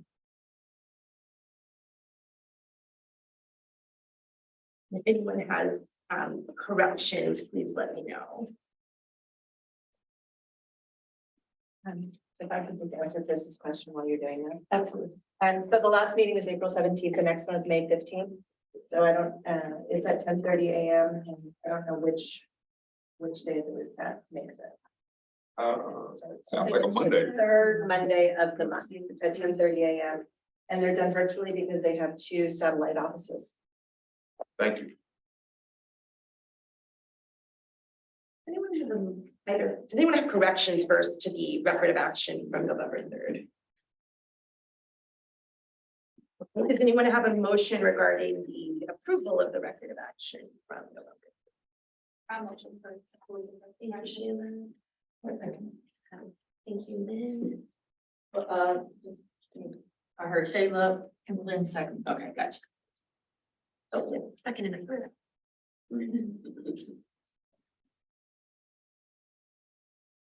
You have a vote. You want to? Yeah, I'll do a roll call. Matt Malone. I don't vote. Oh, sorry. Chief BC McCross. Abstain, I wasn't there. Ellen McDonald, Yes. Ian Becker, Yes. Lynn Mackey. Yes. Melvin Willis, I'll abstain for not being here. So. Shayla Bonner. Yes. Michael Pearson, Thank. Ronell Ellis, Yes. Alicia Jackson, Abstain. Gigi Crowder, Yes. Becky Method, Yes. and Gilbert Salinas. I'll abstain. Okay, abstentions here. Any opposition? Have 7 yeses and 1. 5 abstentions, so passes.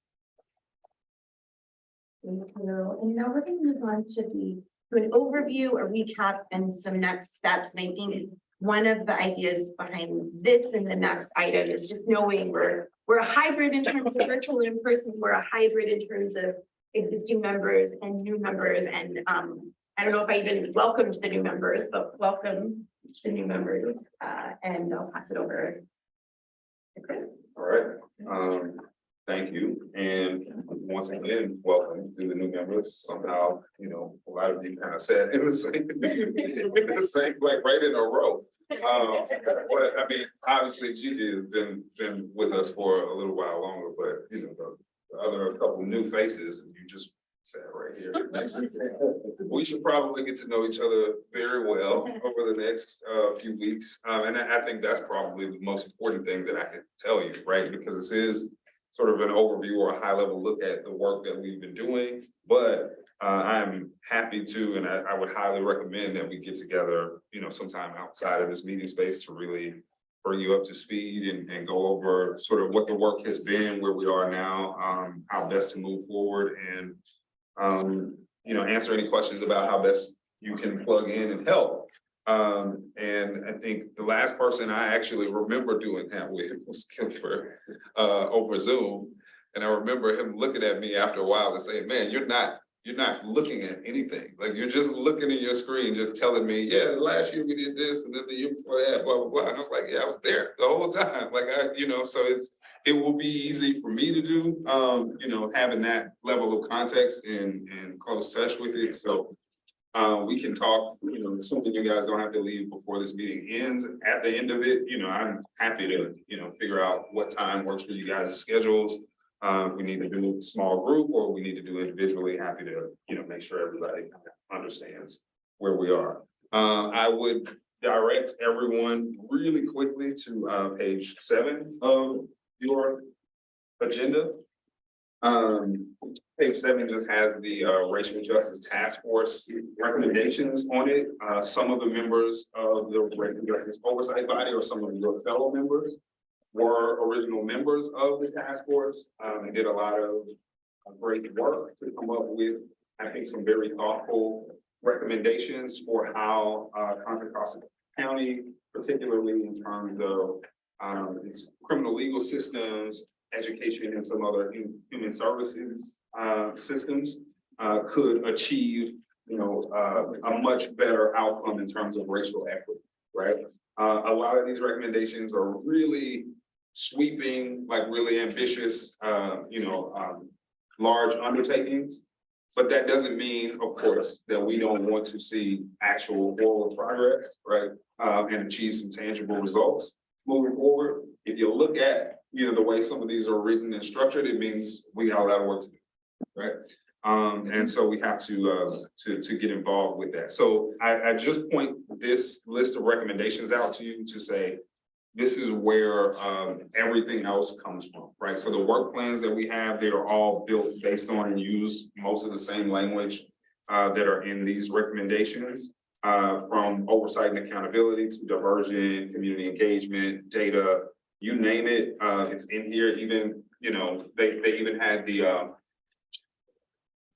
I would say they even had the foresight to realize how juries are structured and called, and to name that in the recommendations as something that maybe should be reworked, so as to create equity in terms of jury selection and so on and so forth. So it's a really impressive list of things that we should aim to be really impressive in getting done. And I would point out to you also on page 10, you'll see that there are, some recommendations that are struck through in terms of what we've been talking about today, right? The last one, 19, establishing independent monitoring body to oversee conditions of confinement in adult detention facilities. That sort of, became a sheriff's oversight ask that's based in these later recommendations. That is the last time that we approached the Board of Supervisors. It was to attempt to reinstate those recommendations with some legal clarity about the fact that they can legally exist. And, as has been mentioned several times, that may be something that this group, elects to revisit in light of everything that has happened in the last couple of weeks. So, moving along to page 11. Oh, yeah. Before you move there, I thought I remember making a recommendation that we have specific individual who have the subject matter expertise around mental health. Because in many of the conversations that I've spoken, we've come back to mental health quite a bit, but there's no one on the body. Are you? For the recommendation. So these were the original racial justice task force recommendations. Right. So any new or recommended recommendations after that may or may not have been encapsulated in any of the work plans. so But this is board, these are the board approved, the board accepted recommendations. A consideration. Or a new iteration. Yeah, at least in terms of the charge and the structure of this body, it was to implement these 18 or so recommendations here. But certainly, I think some of those issues can definitely be considered and worked through at the subcommittee level. I think the answer is it's not ignored. This is just the original. Yeah, Exactly. Everything that has been done since then is still being worked on for the work. Sounds like we have a suggestion for updated Yeah, recommendations. and I think that could be something to bring up in like the subcommittee meetings and add that as part of the work plans explicitly. So, Gigi, you talk about, some of the things we discussed around mental health, you trying to find out, are they in there? No, I'm saying the body is made up with specific roles, like I'm showing up as an elder Right. because I didn't find a space for mental health. Yet when we look at our criminal justice children and adult system, large numbers of those individuals live with mental health. So I mean, there should be a specific person on the body. Right. Yeah, That's what I'm thinking. I showed up saying that. I might say something that, well, my light doesn't shine as an elder, but I could say it if I had applied as a mental health provider. Thank you. Right, there's a health services representative, but not a mental health. So Gilbert filled the health representative. So what I know what you asked was that somebody with mental health background, whether they be with. We criminalize Black people when they live with mental illness. For That's what sure. we So- do. This is racial justice oversight body. So it makes sense for us to have someone who would carry a skill set around how do we reduce the disparities for people who live with mental health in our criminal punishment system. So, yeah, I mean, yeah, no, I remember like in 2018, this is when these got adopted by the Board of Supervisors when it was a task force. So it sounds like a new potential recommendation is adding a couple new seats from expert areas like the mental health and getting that in front of the board for approval for this body. And one thing I would mention that adding that wouldn't change the quorum requirement. So, you're not, that's always the discussion, right? Whether you can get a quorum. Because you're at 18. Yeah. So if you had a 19 seat, you still need 10 for quorum. So it doesn't impact the ability to meet. Question, because, so we just started, new terms, right? Like new terms for members. For the board appointed members, yes. So is it likely that this would go into effect at the end of those terms, or, you know what I mean? Like, should it be in concert with those term limits, or, you know, is there a way to? I see Jill shaking her head. I'm not quite certain, but I will say that right now, actually, and I don't know if this is part of your list, Chris, that there were, that the bylaws, we were already starting to make adjustments to the bylaws, I believe, to have some alternate member seats. So certainly having another voting member seat that is representative of the mental health expertise is probably something that we can encapsulate for the internal operations committee. Hey, another committee, internal operations committee to also review. So that's another standing committee of the Board of Supervisors who did take up our job to look at its structure, its charge, and things of that nature. And we are to report back to them. But right now, the bylaws are being reviewed by county council. And are we thinking an ex officio member like Suzanne Togano, or are we thinking like a CBO community clinician or appointed position? That's the one who can champion it the way folks have here. But Yeah, and I think we'd want to look at our balance, right, and make sure we have enough community-based representation. You do have both, right? We do have mental health. Even my office has implemented a mental health clinician for free, providing services to anyone in the county, not even necessarily formally incarcerated, through a CRG grant, which is California Reinvestment Grant. So that's dollars that's coming from outside of the county, but it's there. And it's based on just kind of like, professional, obviously, but not necessarily working for the county per se. So you might want to have something like a CBO-based clinician, and then maybe some kind of a, more traditional office of behavioral health to kind of merge those two, areas into one and try to provide those services and have a kind of like a 360-degree view of what folks may be facing. Yeah, I like Gigi's idea, and I like your expansion of that to make sure we're really filling the gap, because there's going to be some overlap in subject matter expertise, but one will have more on the county side and the other will have more on the CBO side that we might be missing. Cover all ground. And that would make 20. I mean, that would have an impact on. who would be 11. Just want to name that. Math circle. So that would mean I'm corralling all of you guys to make sure you show up in person. And we can make quorum. Now, quorum, excuse me, because I always call myself a layman, so I'm not, body quantity per se. But now, don't we have some seats on the board that have multiple representation in some of the same areas? If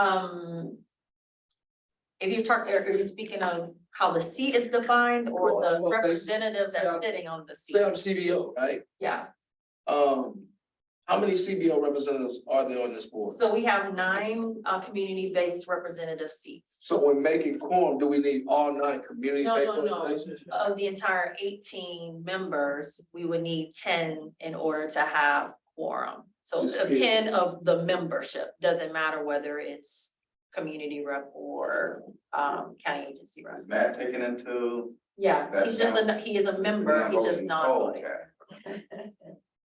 So he counts for the quorum? He counts for.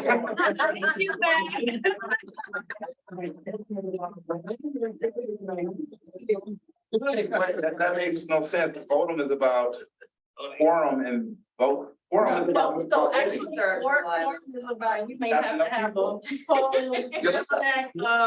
training on this, but all to say that quorum is necessary in order for a public meeting to come. For the meeting, right. Yes, so Less about voting. less about voting, but just 0 votes and it still requires. I didn't think I can originally either. I asked a question. No, that was okay. Yeah, it came up one of the meetings, but it's true. Is that something we need to consider or discuss? How can we get around if we need to expand some seats? How will that affect quorum and, what's the real hard stance on that? So there is pretty hard. Yeah, it's state policy, but I would say in terms of quorum, because we're very privileged to staff a number of different advisory bodies in the county. And just now going through the experience, so many times what I've noticed is that if it really is dependent upon the member, their availability and their ability to maintain the commitment that they signed up for, right? It gets a little tricky now that we've moved into in-person meeting. And so that's why one of the items here that we were hoping to get to is really to discuss collectively about the meeting schedule. And then for those of you who all of you are assigned to, you self-select a subcommittee that you'd like to be a part of, the meeting schedules for that, the cadence of that, and then the locations, because that also the new guidelines around our moving back into in-person meetings in the potential for a hybrid option. For subcommittees, you still will have to have quorum of that subcommittee in person in order for that meeting to proceed. So just a lot of things to think about there, and hopefully we have some time where we can dig into that, but it really is incumbent upon the member with regard to their ability to show up and also for the entire body to decide what is the most convenient way to conduct meetings to ensure that you have quorum on as regular basis as possible. Cancellations happen, they do, it is what it is, but that's what you hope to resolve and having those kind of conversations. So if we were talking about adding the two mental health professionals, could we, so it sounds like we need an odd number. Right.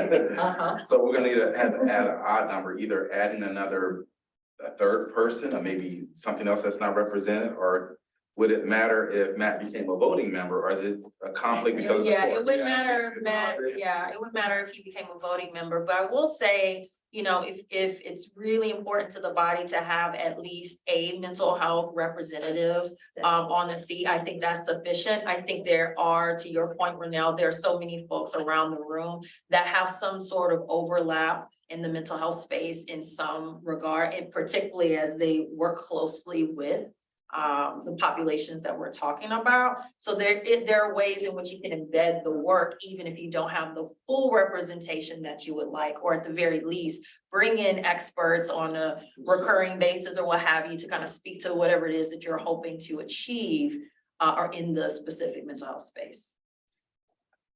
And I would just add, the courts chose to be a non-vote. They said they would participate if they could be a non-voting member. That was the choice that they made. That's good. And we were just happy to have them at the table.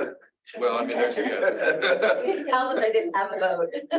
well, no, I mean, I think it was good. Yeah, right. So it's just, the court is the part of the one part, well, I don't know about everybody's, but we're not in any way an advocacy organization, so we have to kind of keep that. So I guess just a clarifying question. So for the alternates that we're thinking about doing, is that so that when we do have subcommittee meetings, we're able to make form? Yes. Yeah. Yeah, I know. Yeah. Okay. I think that question also factors in, okay, musical chair. Change, right? We're gonna do a member, no. Looking nice, no hoodie today, man. Get that was great. Hey, man, we were, we were all at home on stream. Okay, so quick question for Patrice. Is there anything this body needs to do in terms of those bylaws, or making a proposal that the bylaws reflect sort of this conversation we're having about designating a mental health professional to be. No, what I can do is reach back out to county council to see where the status update on their review, and then maybe request a change in the structure, the membership, to include now, are we saying specifically an ex officio seat that is a behavioral health representative? I.e. that would be be a county a county agency representative, or another CBO seat or a community-based representative seat, which would mean we'll increase our community-based representative seats from 9 to 10. And I probably would need to hear from you all how we want to qualify that. I think that it's time to really have more community voices. And I think because county behavioral health are, staff of the county, they can be subject matter experts that come in and bring us that expertise. And I think Gilbert has a lot of that expertise and can leverage that from his team. So that would be my thinking, but into what other folks think. And obviously we need to vote maybe. I mean, I would agree with that. Somebody that's like from the community, whether it's CBO or even has experience in dealing with the mental health community. I mean, usually that's what we're asking on the application anyway, is like, what experience do you have for the position that you're applying for?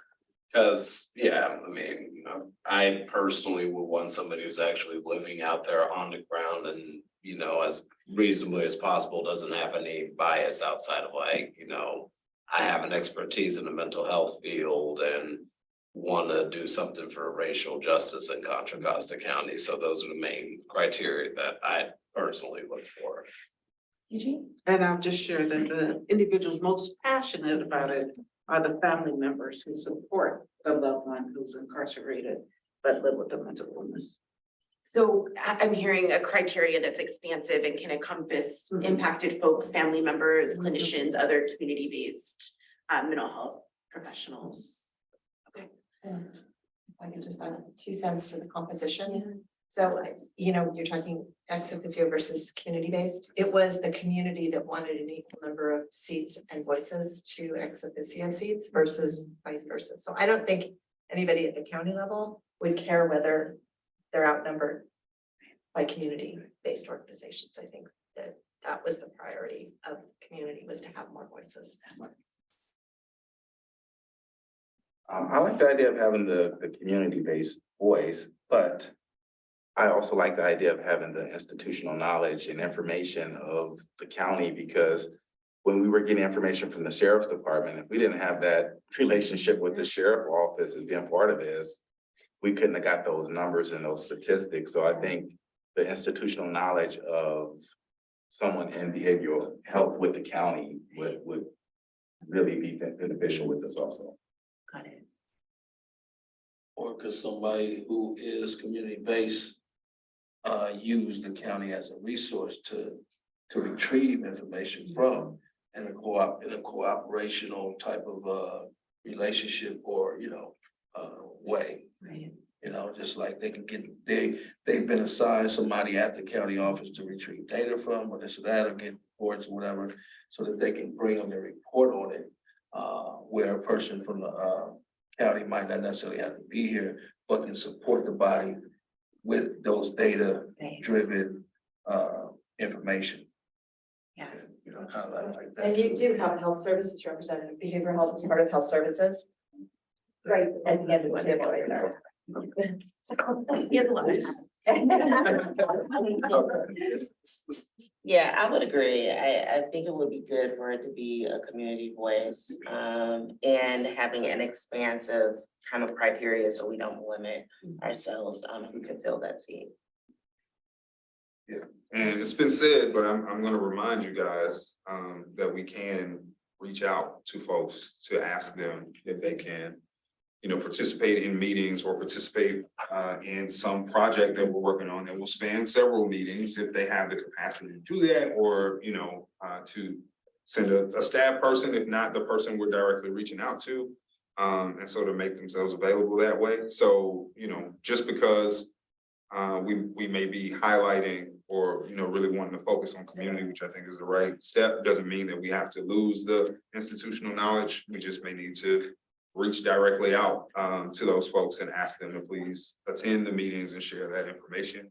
And I'm seeing some body language that suggests that Gilbert wants to get in on this conversation. And get in. So, I could barely get words out. I got my first bout of hay fever and allergies, so I'm just trying to but yeah, I'm happy to bring in who I need to. We have access to behavioral health expertise. They'd be more than happy to jump in and out as needed. We can get folks here at the table. Susan Tamano has a great team. I also really appreciate the community-based knowledge. Just, just a young man talked about, and just having someone that comes from the community that has that experience of being deeply entrenched in the realities of the day-to-day life. And having that knowledge and working with individuals from the community versus, it all being one-sided. So I respect both of them. We have opportunities to do both, so I'm open. And I'll bring that back to the organization. Yeah, but I think it's important, very important. So much mental health issues are happening across the country and in our county. We saw it during COVID, but now after COVID, we're gonna need the support. So. Yeah, along with the non-diagnosed mental health, right? And then, there's also developmental mental health. A lot of things I'm facing with participants in my program is when people are not always doing long-term sentences, but definitely when they're doing long-term sentences, I'm just struggling. It's like a flip script. So normal becomes abnormal and abnormal becomes normal. So if you've been incarcerated long enough, then the streets, you really don't know how to operate and function out here. And it's just incredible because I really have people sitting there going, man, I just don't know if I could do this. It just seems more easier inside. I don't necessarily have to worry about housing. Housing kind of costs. I really don't have it. Some of my family members, I had 3 kids, they looking for me to buy them a birthday present. I don't really can't do that. I might just need to go on and get me a jail cell, kind of like ride this thing out, because I kind of know what to expect up in there. That's kind of mental health, per se. Non-diagnosed, no official, diagnosis, but really struggling mentally about being able to function in society that is one past some people by, but it's not, how do you say that? It's not just those individuals. Society is hard for even us who's been here for a while, who may not even been incarcerated. So just imagine how tough it is, the uphill battles, the medical issues and families and the kids at school and the teacher conference, and then trying to pay your bills, and then your car needs to be washed, and then, oh, the brakes went out, and before you know it, you're trying to juggle all these things and getting kids from daycare and all this other stuff, and get them into a good school, and you're trying to, have them do community service, and you want to qualify for this and that. Before you know it, you don't even have time to even think half the time. So if we are challenged with these societal norms, and I know me, I've been so removed from that mentality for so long, I've adopted the new one here, just being a citizen and a civilian. It really, really, really, as D.A. Becker said, it breaks my heart to hear a human being say that I am probably a better fit in jail than free. It just rips everything, it rips, and so I can't allow somebody to make that statement in front of me and not interject. So always tackle it, and try to find some, eloquent way to drive home a new, narrative for the person. But I walk away personally, just knowing what they talking about, but also just devastated. So that kind of mental health, that's why we need somebody on this, somebody representing that community, because it's still a lot of undiagnosed mental health too, even with the mental health we familiar with. So, that work definitely is. That I don't really know what to do with that kind of mental health other than, challenge it when I see it. But that's just from a personal, standpoint. I'm for sure at the professional level, there's other ways you have to approach it. But that one has been kind of common lately, especially with folks doing, definitely like 6, 7, year sentences on up. And then, I go to parole, and we do this monthly PAC meeting. And I'm still trying to process the fact that I talk to guys, oh, hey, how's it going? Oh, yeah, got resources. Yeah, he says, how long you been out? Let me see. I got out Monday. What's today? It's Wednesday. How long is you down? Oh, 31 years. They've been out 48 hours. And they already trying to figure out how to get to the bus. And, how to work a Clipper card. Not that it's not possible, but it's extremely challenging.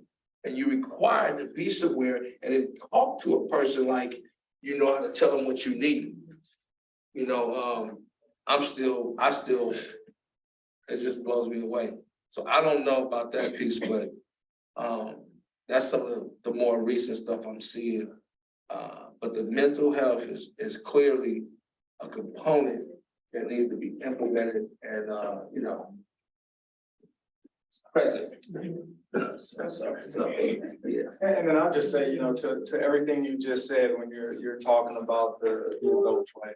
And I was the director of our juvenile hall, take it from the kid perspective, 14, 15, 16-year-old youth that in juvenile hall, they don't know why, right? Or what's going on, really trying to understand the system. And then, having the opportunity to sort of talk with the kids and get to know them and just see how bright they are, how much potential that they have. And then you meet the parents and you start connecting the dots of saying, okay, we're gonna let this kid out, he's gonna go back home, but parents don't have the resources when they're dealing with the mental health to even be able to sort of parent the child.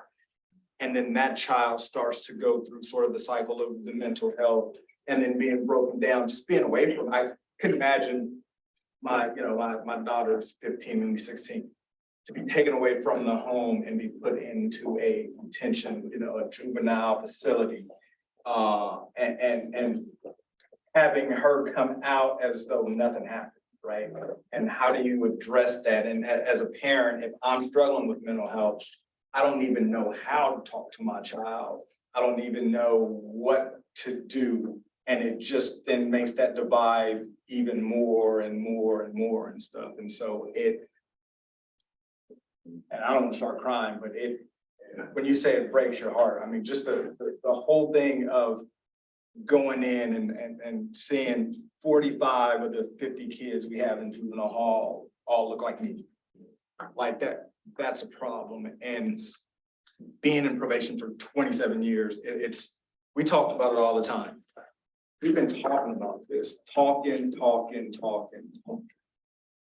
Do the data, we do the deep data dives every few years that we see it. And then we talk about it and something happens and all this type of stuff. And it makes me question a lot of the times of, am I really am I where I'm supposed to be? Getting in law enforcement. I started because I wanted to work with the kids. I had a mentor playing baseball. My parents, there was drugs, alcohol, domestic violence, the whole thing. And really having that coach to really pull me aside at age 9 and 10 is the reason I got into juvenile probation, to work with the kids, to give back. to really just try to touch and change life and stuff. And the way that things go, and with Antioch PD, it just really makes me start questioning my even own existence. Why am I here? Like, why? And I always know that God's not gonna give me more than what I can actually handle, but I have questions for him every night of like, hey, man, show me something, like, give me, with everything that's going on, you know, by itself and stuff. And so, yes, I totally agree, and having, you know, the community on to represent sort of the mental health aspect of it as well, and bringing in sort of county folks, because I really think that the task force, I get it and understand the composition of having it being even, but really to make change and have a community voice, it really should be tilted heavily towards community than the continued bureaucracy and institutions that, as county employees, it takes forever to get things done. And so the more county folks we have, in my opinion, the longer it's going to take to get stuff done. So, but I definitely, like I said, I appreciate the openness about the mental health and your own stories as well. Thanks for sharing, Melvin. Yeah, thank you.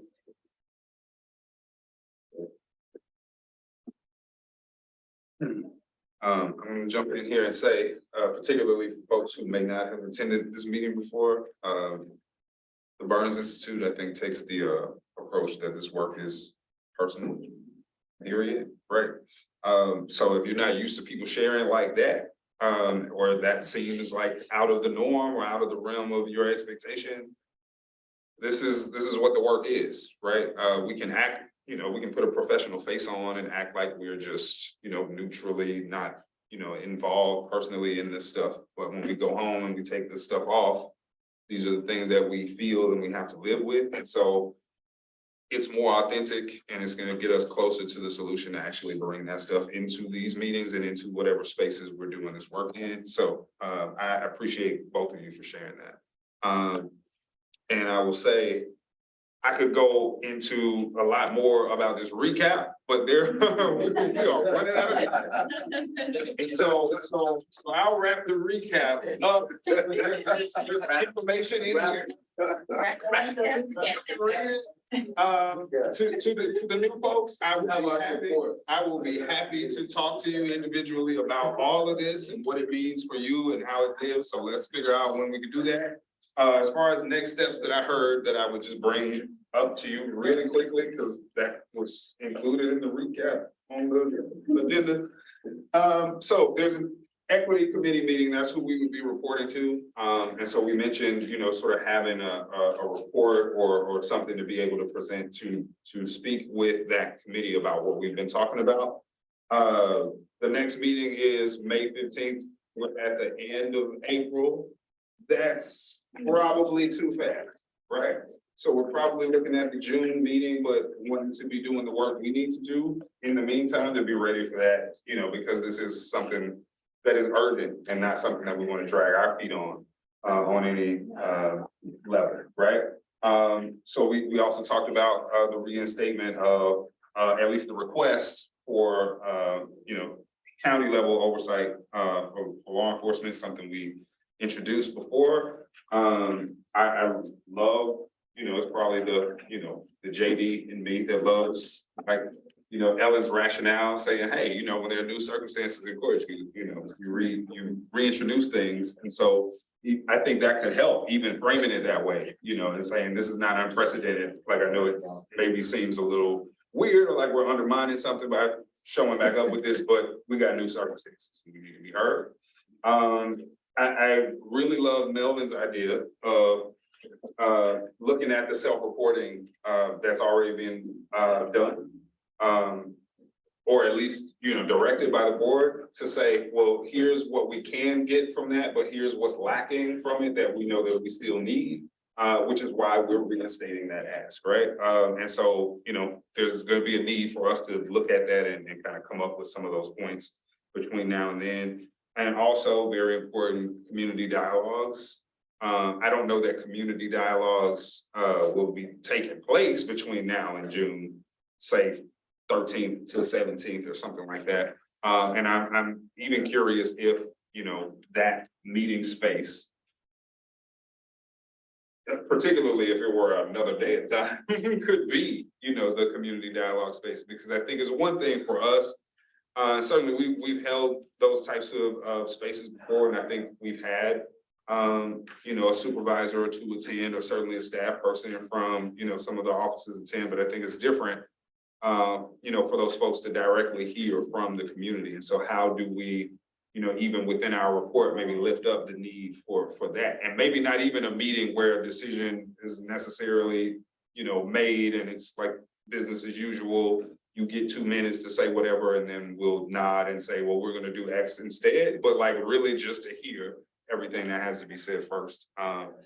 So those are recommendations that we could all, you know, could all be included in a report that goes before the equity committee, say in June. And I think those are, and in addition to that, Gigi, you know, brought up the idea of sort of amended the bylaws to include a designated member with an expansive sort of definition or rationale as far as who counts as, you know, someone who is mental health involved, or, you know, a mental health expert, whether that's lived experience, family member, community-based organization provider, you know, someone from that sort of perspective to inform this work, while also, of course, bringing in folks from the more traditionally entrenched mental health community as necessary. So, and Patrice told us she was gonna, you know, work on that and get back to us. So those are the next steps for now. Certainly, this is something we'll continue to talk about in the subcommittee meetings, but first, we gotta get them scheduled. So, you know, that's gonna wrap up the recap for now, so we can talk about, you know, elections of subcommittee chairs and scheduling you guys a subcommittee meeting. I did have a quick question. All Because right. I saw there was only Slow one down. subcommittee chair that we were voting on today, Mhm. but we are voting for the other two committees, right? Okay, so see what just happened is, what just happened is Stephanie is like saying without saying that someone would like to relieve her of her duties. You okay with her? Meaning, how does that change? Yeah, that was a perfection right there. Yeah, it's been, I was co-chair for 2 years, and then I went to Divergent. Yeah. So it's been a while. Yeah, It's been a while. she's been a soldier in the army for a very long time. Yeah, I mean, I need some help. I don't know. We might have to do that at the, so I don't know. Just like Brown Act, like agenda, like it's not in there. It's not on the agenda. Is it, yeah. But however, I know. what we could do is if you could just, maybe you wouldn't mind holding on to your chairwomanship position for one meeting. Okay. And then for your subcommittee meeting, then we could have it on that agenda for folks to either self-nominate or, so that means in the meantime, you can do your own. Tired talking to some. Yeah, there you go. There you go. And also. Work in the room. That's the meeting for 2024 though. So. Like, Which is just around the corner. All right.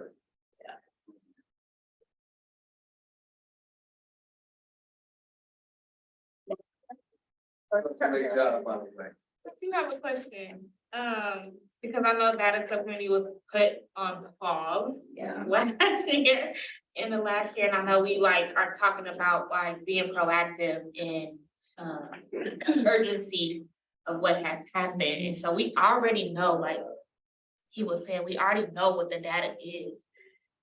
And now it's evident that there is racial tensions within certain departments. So my question is do we want to continue with the data subcommittee and just continue to look at these ridiculous numbers that we already know? Or do we want to actually create a subcommittee that has an, I guess, an action team per se?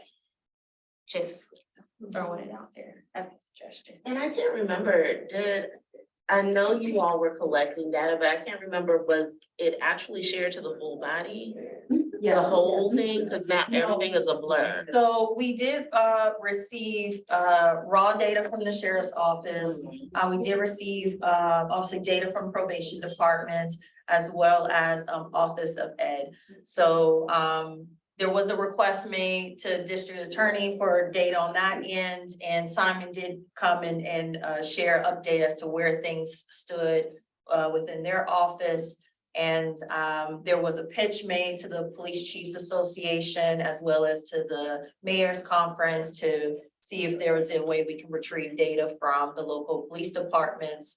And obviously a big piece of all of that is even if you retrieve all of this information, whether it's already analyzed or it's raw, the amount of manpower that it really takes to crunch all those numbers and paint the full picture is where there's still a question mark. And so we did bring that to the, we brought that concern to PPC about whether or not it is feasible to either have, once the Office of Racial Equity and Social Justice comes online, if it's if it would be feasible to transition some of this data collection, management, and analysis over into that space, or have a third party like independent sort of intermediary that could serve that role in collecting the information and doing, you know, things of that nature. So that's really why things kind of been placed on hold, because those issues still have not been completely ironed out yet. So we shall see. Yeah. And can I just add that we did share with the full body, I guess it was maybe last year, the analyses of the DOJ data that we had. Right. So we had the open justice data, so we didn't have to get disparate data from different systems and types and link it together. The DOJ had that, so we shared some preliminary analyses for the last 5 years among both adults and juveniles for felonies and misdemeanors by race, sex. I think we included age and type of offense. So all of that is in the one of the old presentations that we did.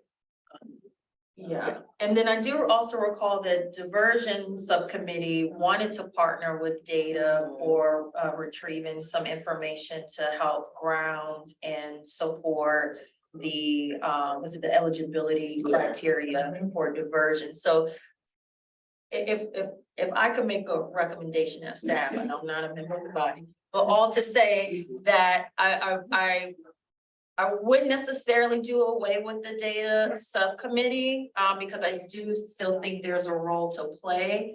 I think that probably what may be of interest to the body is to discuss somewhat of a data strategy that with the information we have, because where the data subcommittee stood is retrieving quarterly information that basically told you the same thing of the last quarter.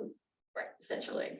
But the call from the body was that you want to see this regular information so that way you could be able to act in real time, though we're not quite sure what that real time action would be. So I think maybe it would behoove the body to think about a data strategy that links to action to say, okay, what information do we need toward what end, what purpose? So just something to think of. What I was getting at is like, we see it every quarter, it's the same, the disparity is there, but as this brother said, it's like, how do we put it into action? Like, what are we gonna do to overcome it?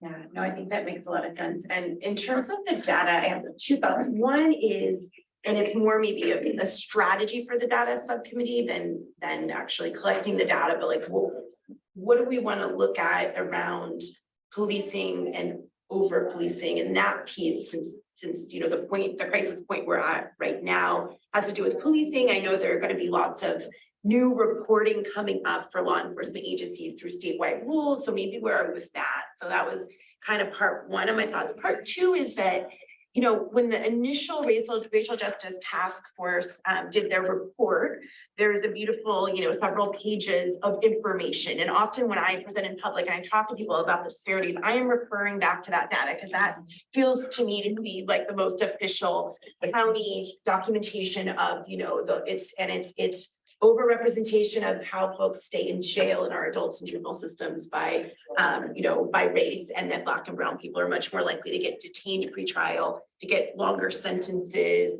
And so looking at those impacts throughout the system. And so I wonder, in terms of anything that we've gotten since, and correct me if it was in 2018, but I think that's the date on that report, are there any distillable nuggets of outcomes that we've gotten from the recent data that we could just have in a one page or a half a pager? Because I'm thinking, when we're talking about communicating out, what is our job if this body decides to communicate out a position about what's occurring with recent events and what we want to do? I think it would be really helpful to have more recent points. And people, I love a rabbit hole in the deep dive, but not everyone's going to go on that journey with us. So I think to have a few pieces that are just, one piece, exactly, some talking points, one piece of data, and I'm happy to share. Our office got a case management system last year. So this year was the first time, and thanks to Brandon, who did a lot of work on this, we looked at folks that got referred to the public defender's office. Do you remember the stat exactly?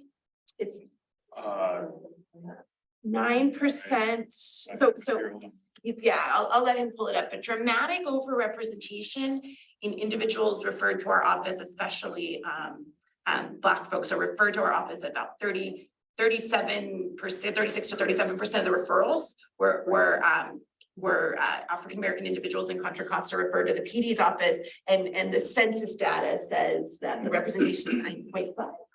9.5%, right? So even, just something like that, and I know there were asks of other departments to bring in more data. But we have a racial disparity matrix that sort of speaks to where along a trajectory in the justice system is the disparity introduced, and does it get exacerbated or mitigated at various levels? So my argument to you, Ellen, would be what I see in the data there is that you have a racial disparity in the proportion of Black and brown people who are arrested in the first place, because that's the step before you get a referral to your office, right?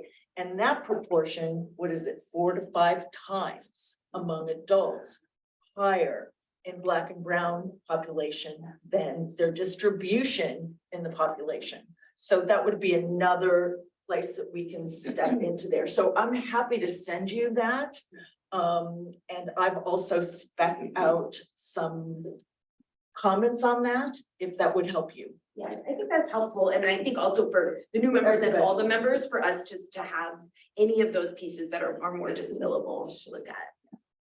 No, I mean, I was gonna agree to getting more recent data since 2018, because I'm just saying that's the before times. We're in the after times of COVID, and that has significantly impacted people and people of color in various different ways. We've seen homelessness go up. We've seen all kinds of things go up as a result, and we are still seeing those racial disparities there. So I'm always interested on what is the data saying this year, because things are changing every single year. And now that these emergency moratoriums have ended and some statewide protections are loosening up, that's also going to have its own impact. I know folks were, having issues about even showing up in person, and that's one minor impact, but there's a bigger one out there in terms of housing insecurity, in terms of wages still lost, in terms of debt still being recovered since the shutdowns happened. So yeah, the more recent data would be important, because it would help inform the picture right in front of us today, rather than what happened 5 years ago. And some of the data that we've seen is that it's gotten worse for African Americans, not improved, but it's gotten worse. So. Yeah. Oh, and just to harp on the previous conversation we have, not to mention, since the pandemic happened, we also started taking seriously more and more mental health issues and the impact on people of color and everybody else. So that would also even fuels the argument to have a mental health representative here, and that data can even show like just the uptick in mental health services in general and the demographic. That is helpful information ideally to have. And to the data, you know, you all didn't have your case management system at the time that the data was being looked at. And that was part of the problem, is that we just kept getting the same data over and over, rather than the expanded data that we needed at all, because that was the original racial justice task force, was to say the entire system, right? We need data from the entire system to see where, I mean, we know, like, we know, you just have to look at our juvenile hall and our carceral system to know. It's not a question of is there, it's a question of like, what can we do all along the way to change it? And the only way we could do that is with data. And the only way we know if it's changing is through data too, over time. So data is important, but kind of unfortunately pause, which I think has been super frustrating for many of us. Well, and also too, the acknowledgement that not every justice partner is at the capacity data-wise to even pull the information that a third party would need to then do the work there. So And then obviously we're having our frustration. Then we with that. found out the Aries data isn't even being given to the locals, it's out there, and that's a significant piece of information too. It's the, you know, it is the bias versus the actual calls to service. So that should be online by now. We should be able to pull some of that info by now. So. I would think this body would be a really great place as law enforcement agencies. We have, you know, so many across the county, as they're having these increased reporting requirements to look at the stops, the arrests by race. That this would be the group to look, how are we doing across the county? Like, how does that compare nationally? And how do our respective law enforcement agencies across the county, how are they responding?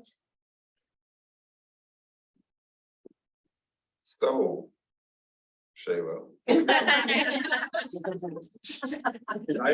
tried to get rid of. I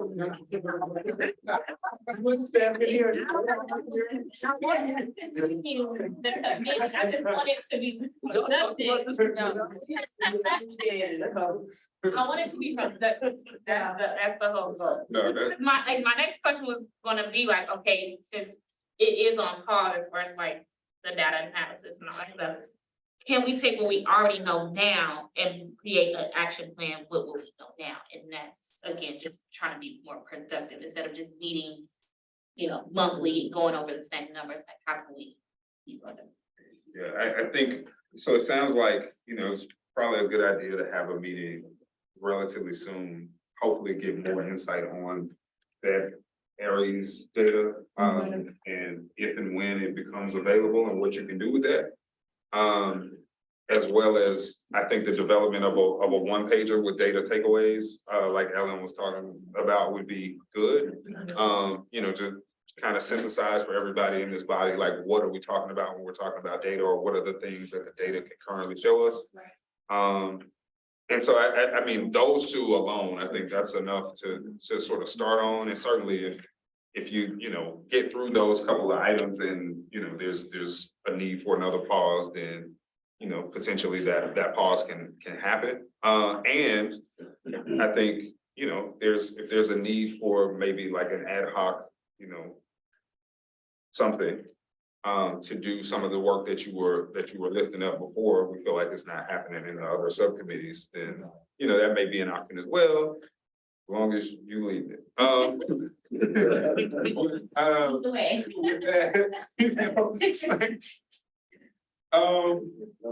that, I would point everybody's attention really quickly to item 5.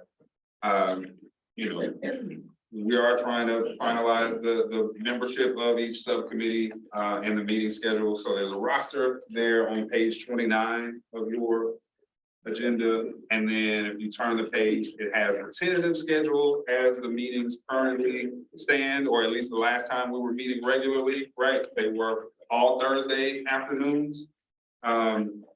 You know, and so that can change if it needs to change, or it can stay the same. That depends on you guys and your availability, keeping in mind that there's a requirement that the majority of people meet in person, right? So thinking about how that impacts your schedules and your availability, does this still work? If it still works, then we're good to go, and I can hand off so we can talk about, you know, some of the logistical, you know, sort of things you need to know. And if not, then we can talk about, you know, changing those schedules for you guys. So, yep. Okay, so just really quickly, on page 29, you'll see the list of all of the members and the associated, go all the way to the right, the associated subcommittee that you were either you were previously on, or you have emailed me to say, yes, I'd like to be on this particular committee. If you do not see a committee next to your name, that's because we need you on a committee. So please let me know which committee you'd like to join. I will say that we have quite a few folks on diversion. We'll probably need a few more on the community engagement and funding committee. The other piece too is when you look at the tentative schedules on page 30 and 31. Now that we have all of you here, at least for the full body, please let me know if these meeting dates work for you. These are now moved to for the end of the month. So for June, September, and December, with the exception of December, I want to say that all of those are actually not on Thursdays, those are on Tuesdays. At the same time, 1 to 4. All of them have been scheduled for this location. So if that works for all of you, cool beans. If not, we'll probably have to search, do a rescheduling at the very least for the next, meeting. Which we just keep in mind for the ex officio members, that's a board meeting, right?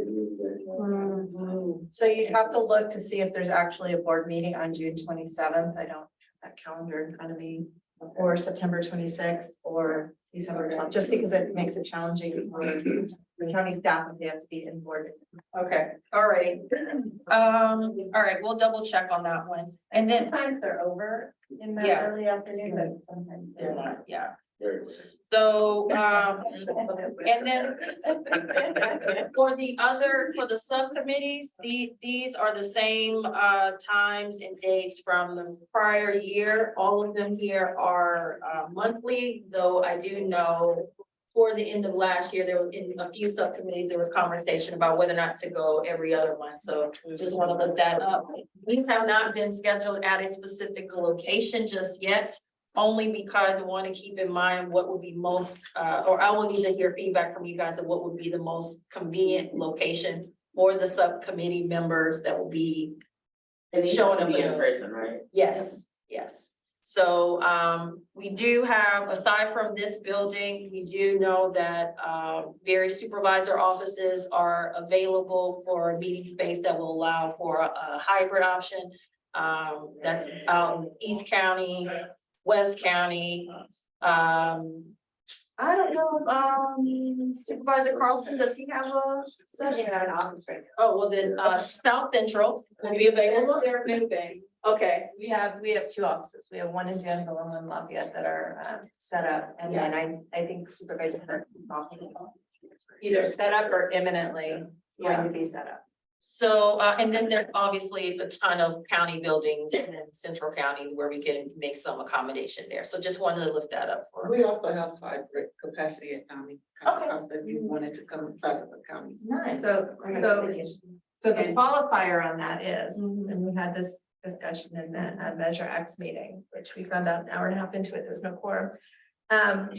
So you can have as many locations in the county virtually connected that you want, but then nobody can use their emergency or their just cause reason to not attend the meeting.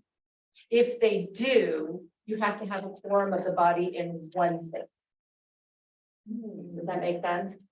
So if you're a body of 18 and 2 members need to use a just cause or emergency, then that means you have to have 10 in this room.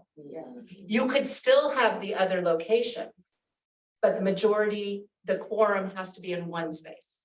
if nobody uses their just cause and emergency, then everything can be in spaces around the county and be connected virtually. By posting, do you have to post? You have to post the address of where it's being held on the agenda. So either way. So the idea here is that as much as possible, because we don't have the staff and bandwidth for this, that we prefer one meeting location, one physical meeting location. However, for the subcommittees, especially because I think last year there was a lot of conversations specifically for the community engagement and funding committee, either to have meetings in the evening or, you know, just at a different point that could be convenient for community. So if now that we're meeting in person, a different location outside of Central County would be more convenient, we at least have some options. So just wanted to lift that up. And those are things that I can maybe from the various committee chairs. I can get with you guys and see, you know, what do you think would be most appropriate for a meeting location? And as far as your meeting dates, there's only one, the June date is the only one that conflicts with Board of Supervisors meetings. Okay. So if you chose a different date for the June one, you could definitely still have it on a Tuesday. So I will reach out to everybody else because I know kind of on time here. I'll reach out to everyone to reschedule then for the June meeting. How did community engagement and funding get away with a half hour less in their meetings? I want to hear from that committee. So the chair is no longer a member of the body, but I mean, essentially, I think it's, you know, they took a vote. I think he, you know, like, he took something I told him to heart. I just told him, you know, that like, you know, people, you can always give people time back. They'll always take it if you give it to them. And then he was like, you know, maybe. And then there was a vote and then the meetings were now. And right now, it looks like it's only 4 people on that committee. For the community engagement. Yeah. Funding, and that's the committee that does not currently have the chair. Mm-hmm.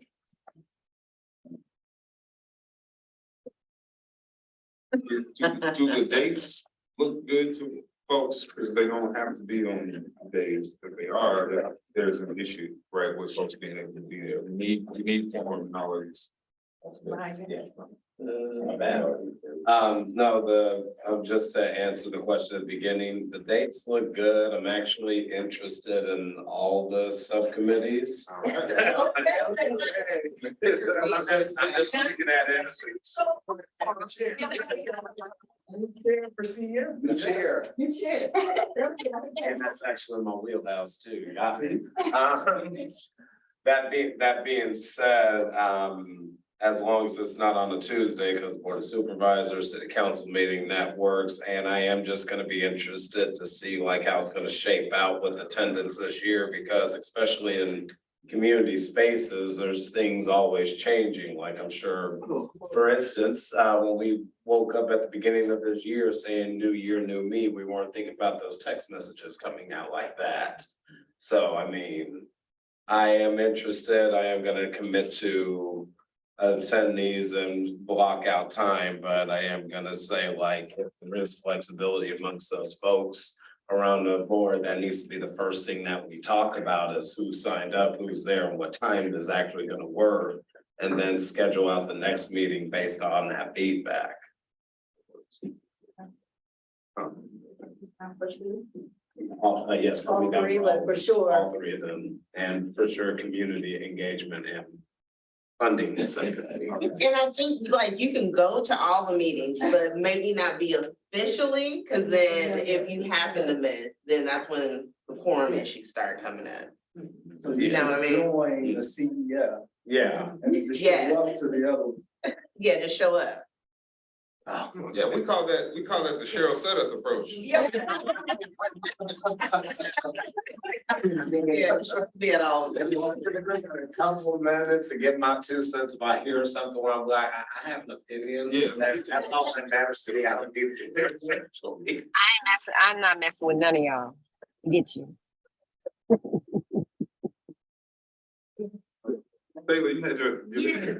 So Tuesday will work because it is quarterly, but I do have campaign updates exactly at those times. But if it's quarterly, I mean, if it works for everybody else, I will, give my opinion to my other staff. Gotcha. Okay. And another thing I would just point out, to one of our new, like, very ambitious members is, in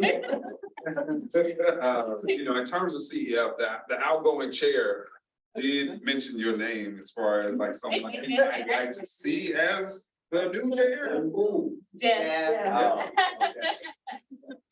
So, just throwing it out there, no pressure, but we got about 24 minutes left in this meeting to find a new chair. I love how it's no pressure as there's pressure being put on. Yeah. Yeah, sure, community engagement chair, sure, I'll sign up for it and make that the official one, and I'll at least show up to the others. I'll check in with you on my next quarterly meeting about my ambitions. Did anybody need to make any other nominations? Do we need to vote there? Like, how we good? All right. You guys seem perfectly okay with that. We probably want to mark it like for propriety's sake on the agenda and whatnot, but. I'm sorry, I missed that. Say that again. No, it's just so. We have a nomination on them.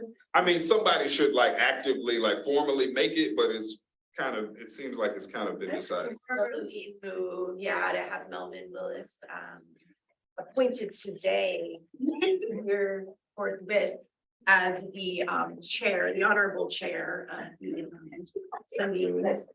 community engagement and funding subcommittee, and clearly to be directed to attend all meetings of other committees. I'm kidding about the last part of that. That is the motion.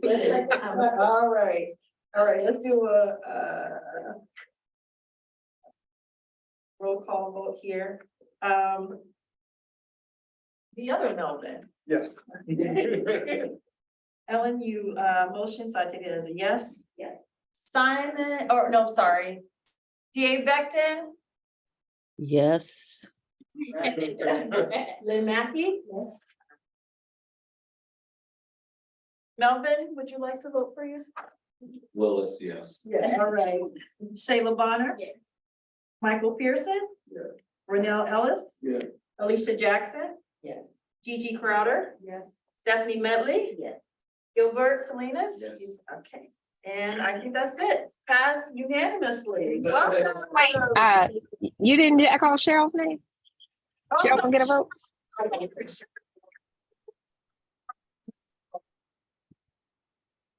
Take your vote as well?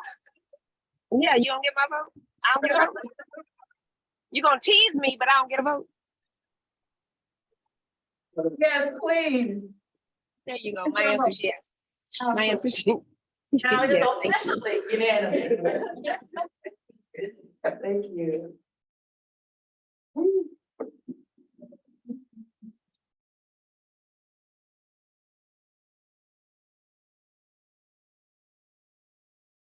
I'm gonna follow up with you very shortly. Oh, yeah, no, I'm gonna be like, so now that I stepped into some responsibilities I wasn't expected to step into today. So I'll give you a compass. Yeah, I got it. We will definitely talk, because that agenda due date is coming up shortly, and I will be out of town, so we probably wanna knock it out for today. Not today. You got it. Today, Yeah, Friday, Monday, Tuesday, perhaps.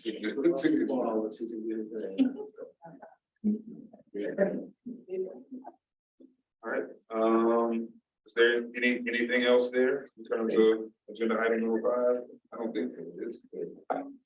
You missed anything? Moving on to item number 6. Speaking of elections, everybody's trying to turn it all over.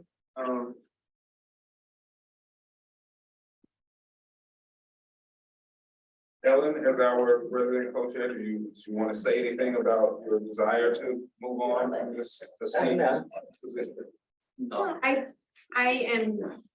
We need a co-chair, first of all, and I'm also happy to allow space for someone else to step into my the chair role that I now occupy. So I'd love to leave it open for folks to put themselves forward, step up to meet the moment. Yeah, and that being said, just a little bit of context, right? When this launched, the point was to have, as Jill alluded to before, the point was to have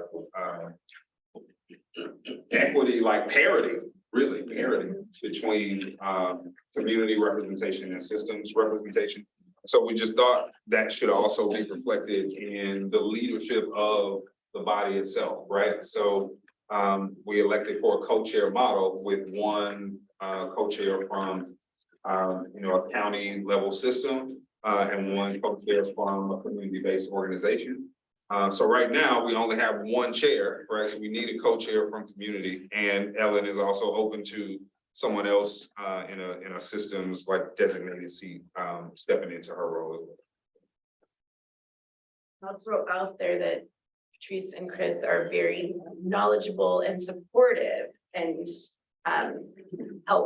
really help the chairs get, prepared and manage the meeting. Self-driven.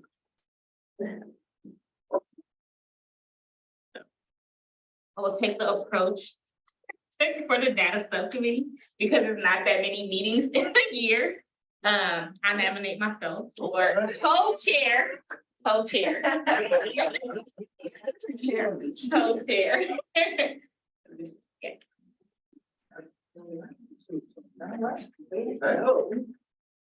Douglas came in with, making good on New Year's resolution. See.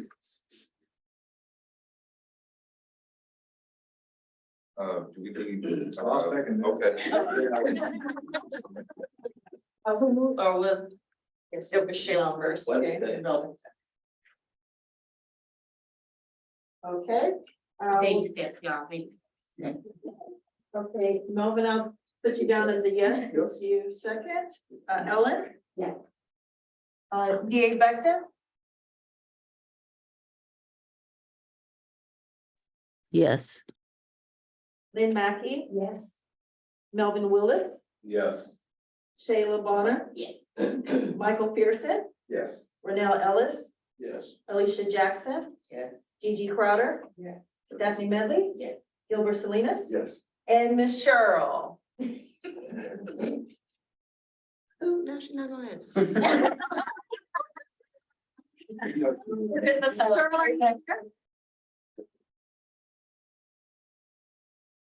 Round comes around.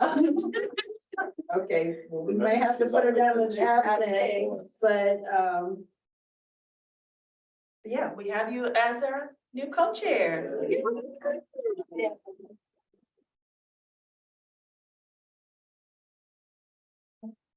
Are there any nominations for a new systems co-chair? Giving you the out, Ellen, you can say somebody's name and then they'll have to contend with it. I'm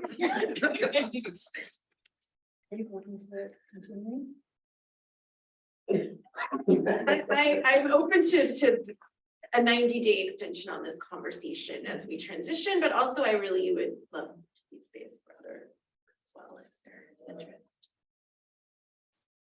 I think what we're faced with now, that you're the perfect person to continue on in this role.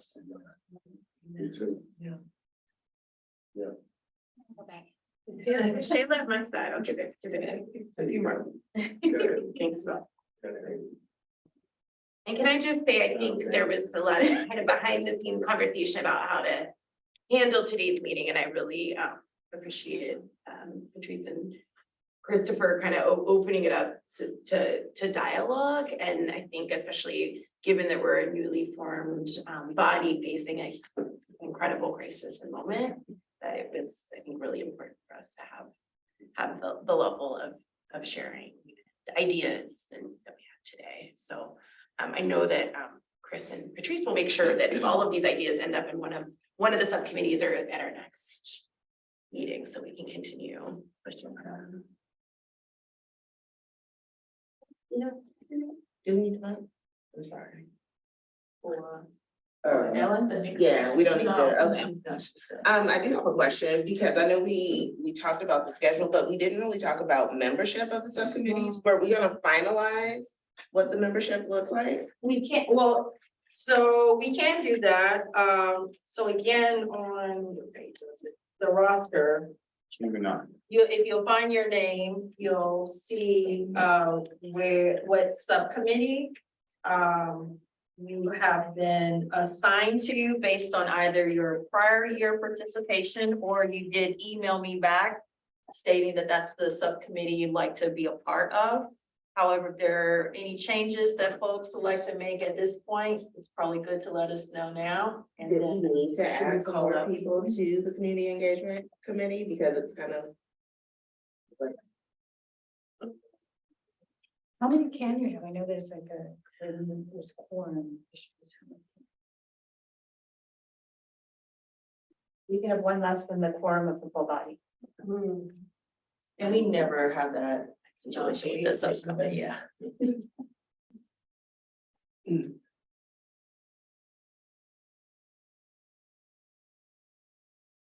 We have 5 members, let's check that data. Okay.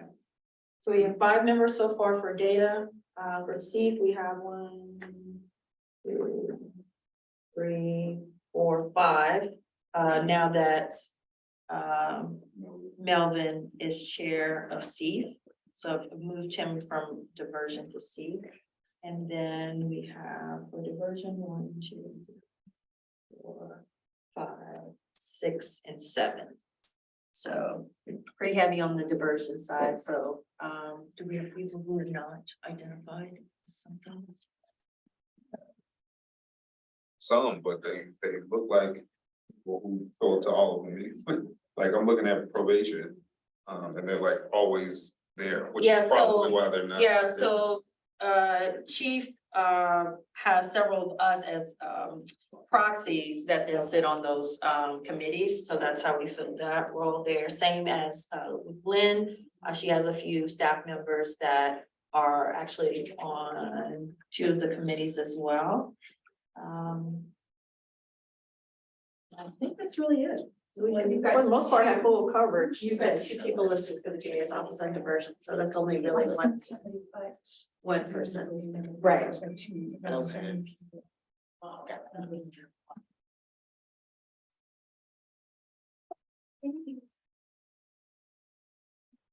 if there are any subcommittee changes or changes in membership of subcommittees, so if any of you are on a certain subcommittee now and you wish to be on another, that's to provide that feedback. Or just in the sake of time, you could let me know after via email.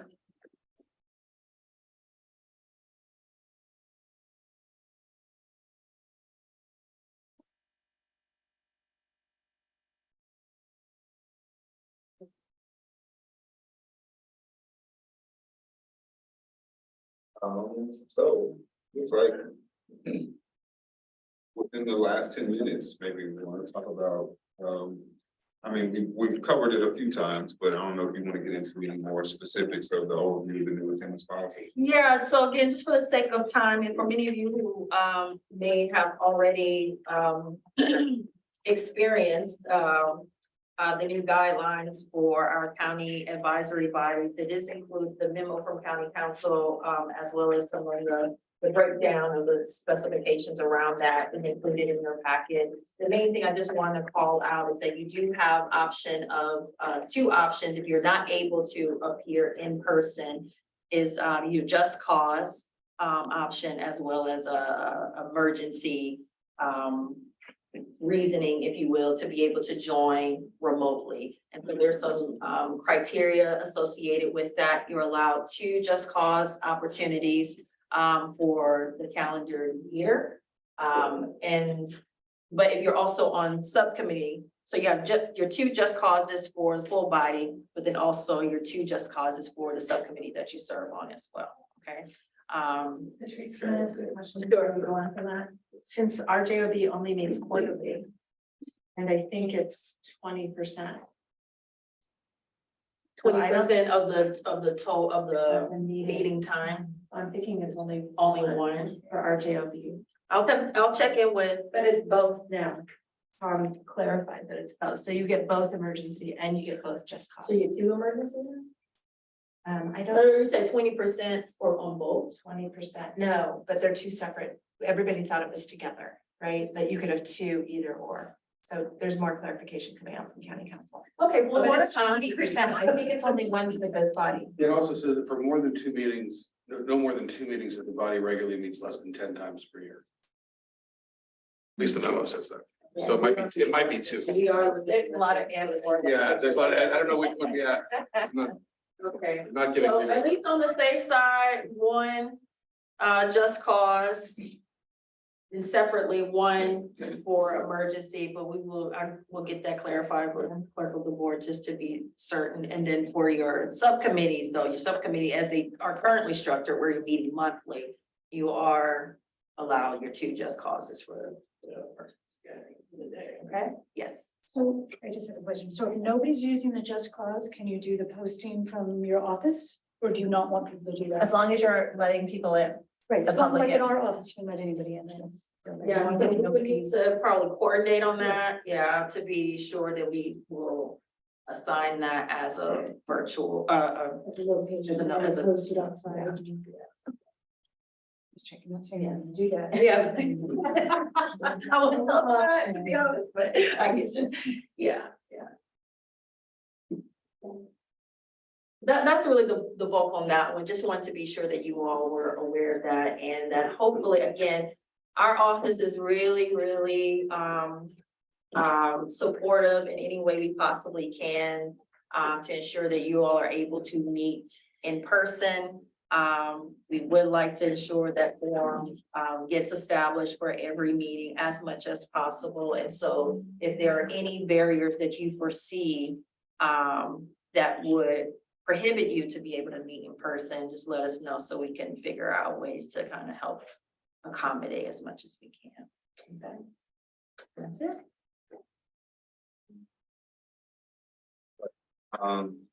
Yeah, the last thing on the agenda says discuss coordination calendaring. You can see the holdover from last year when we were talking about a form letter to use to formally request their presence in these meetings to talk about things. I intentionally, I think, didn't even intend to have this item on the agenda and certainly didn't include that form letter because I knew we weren't gonna have time to get into it today. But you guys gave feedback that will be reflected the next time this group is together so that you can see what it looks like. Give me any additional feedback, so that we can kind of have that mechanism. Also, we know that in the meantime, we're gonna be looking to get on the agenda in June with the equity committee, if at all possible, to talk about these more pressing matters that you all discussed today. So what I might recommend, because, well, first, I see Cheryl's hand. Second, we're technically supposed to be maybe asking for public comment on all of these items we just did. So, we probably just want to open it up after Cheryl to see if anyone wants to be heard on anything that we've discussed since, the beginning of the meeting. Cheryl, welcome to unmute, please.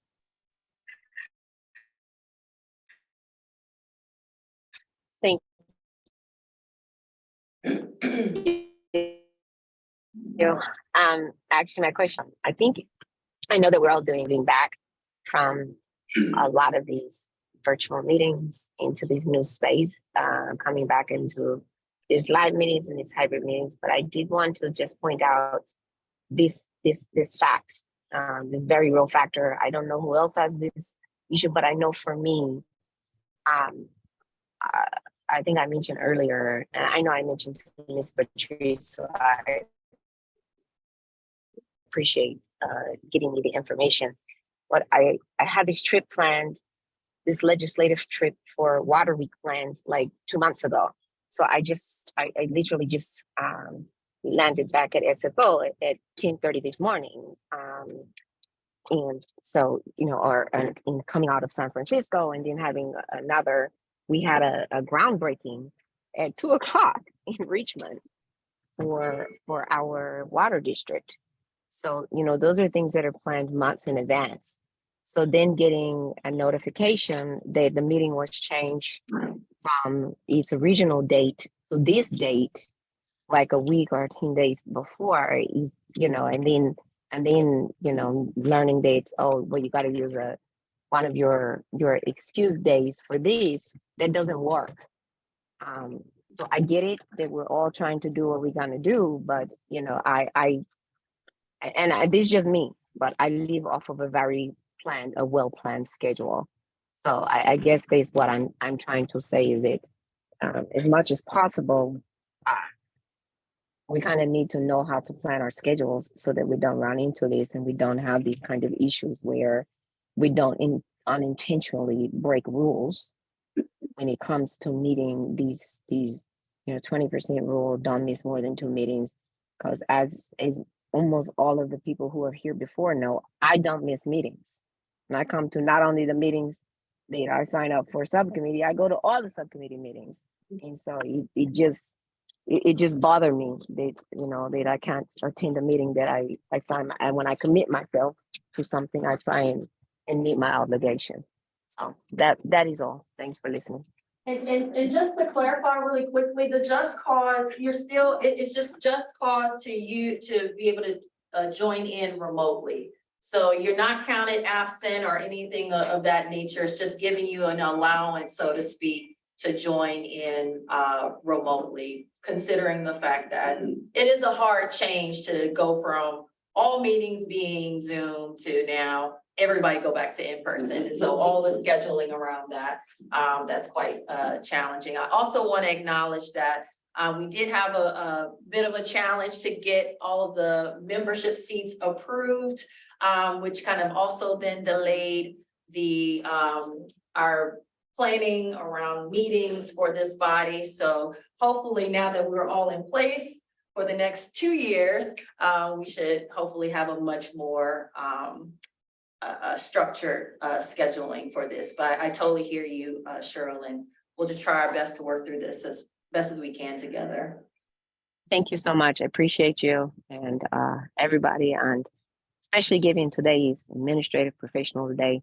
I know they know what you are, but you're handling yeoman's work and administrative duties. So thank you. Appreciate it. Yeah, so besides the great work that I know you'll do from the public defender's office and the DA's office around the issues in Antioch, is this body bringing up anything that we're gonna do immediately? Or are we gonna wait for that equity committee meeting? But I mean, I might leave it out. Get that funding, right? Huh? Yeah, We're trying to get that funding you need, right? It's not for me, But you know. but for the community. Maybe I had to take a call, so maybe when I went out, you guys discussed something. I think one of the pieces still on my list was, I know we had said, I was informed, which is great, that we could have an emergency meeting. And so is that something we want to consider so that we can agendize the action items? Because today we hadn't really agendized other than the work plan and the community dialogue. So I think we've had that piece of it, which was really critical, but in terms of just timing or is it identifying, having Chris and Patrice work together to take the list of items everybody brought up today and put them in the various subcommittees and bring it out of there. I don't know if that'll work timing wise and logistics wise, or if we should all meet together on a shorter term basis so that we're prepared to address both the urgency of the situation, the items that are on our list, and then the board, the equity committee of the board in June. I mean, what I remember us leaving off from, or like earlier in the meeting was, especially after Cheryl's comment, was considering coming back in May for a special meeting to at least talk about a statement from this body condemning the actions of those caught up in this text messaging scandal. So I know it depends on people's schedule. There's Brown Act and notices that need to be put out, but I'm willing to meet to have a special meeting if the majority of the board is willing to, just to discuss like a statement that this body can vote on to put out there. And maybe a prioritization of some of the other items, like sort of. A work plan for that. It doesn't just have to be the one. Yeah, yeah, thing, yeah, but that's what that was for. We would definitely be doing more than just a statement of that. Because remember, the point would be to go to the equity committee with something, right? To say like, we're advocating for, taking these steps or at least submitting these things before you, for you to let us know what else we need to do in order to be, as active as we can be. So that includes, it was a whole short list. The new iteration of the recommendation, looking at the self-reporting information that's already compliant with what the board did do, and also recommending, that community dialogue spaces be held by and with the right people holding and facilitating those for community at large, and particularly for young people, right, to talk about what they have experienced and how this has on them as well, right? Those were, I think, the main sort of short list of things captured that it seems like are pretty actionable within the next few weeks, at least to recommend to the equity committee. And I think, considering, kind of our discussion today kind of took up most of the time. That May meeting special meeting would be beneficial. And I would even like to add to the agenda for that one would be, the lawyer in me read, I know this came up before, that we have the power to implement the recommendations from our job. So I think there should be some discussion on how much or what we can implement, or we need to get clarity on, can we implement? There needs to be some kind of clarity on that, because our bylaws indicate that on the website from the task force originally, that's what our mandate was. And it was the shall word on there, for lawyers, that means something to us.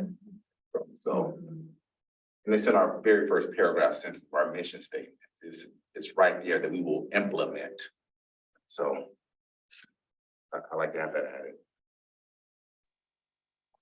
Cheryl. Yeah, my hand's still up. Well, good thing I lowered it. In addition to that, I also wanted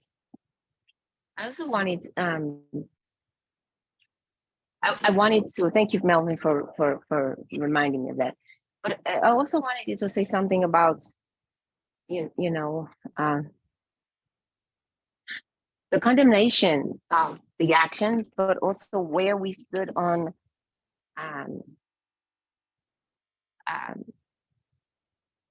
going back. It was something that Ms. Ellen said at the meeting last week, going back and looking at those cases. I know it's something that the DA's office is doing, and she spoke about it on more than one occasion. I'm looking at some of the old files, but I think it's incumbent that we say something about looking at those cases, especially ones that of people who are mentioned in the text, and even those who were not, and why these disparities don't seem to go down in certain demographics. Because it doesn't stop just in Antioch. It's not because you see the sign that says welcome to Antioch or leaving Antioch, welcome to Pittsburgh and leaving Pittsburgh, that it stops. So I'm just adamant that we say something, and we have a concrete set of demands. The county itself should be saying something and not hiding behind some kind of political speak that they can't say anything, because I think it's almost despicable that our two federal officials in John Garamendi and Mark DeSaulnier released statements before anybody local did. And that is shameful. They both released statements saying that this is not acceptable and that something must be done. But no one of our county officials have released something. And you cannot say that there's a reason for that, that they have some kind of legal premise for not saying anything. So this is not the time to be straddling a fence or sitting back and waiting or saying that you don't know what you can say. There's nothing county council can tell me that you can't. That you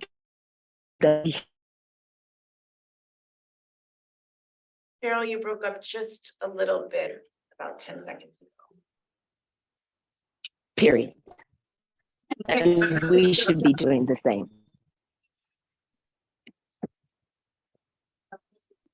Okay. Just in the interest of time, while we still have everybody, if we are going to do a special meeting in May, it might be best to try to look at dates right now. I can propose maybe May 18th or May 25th. Around same time, 1 o'clock. Not sure if we need to have it as long as this one, and make 1 to 4, but maybe 1 to 3 or 1 to 3:30. Which one of those is a holiday? Is one of those a holiday weekend? I think, the 25th is right before Memorial Day weekend. That's probably not a good idea then. So May 18th. You do have a hurricane diversion on that date right now. Oh, that's good, that's Oh, right. that's what I'm Yeah, we have it. Okay. Yeah, the benchmark meeting is that. And that, Start at 1. we could look at any other time that week, potentially the week of, May 15th. The 17th. May 17th?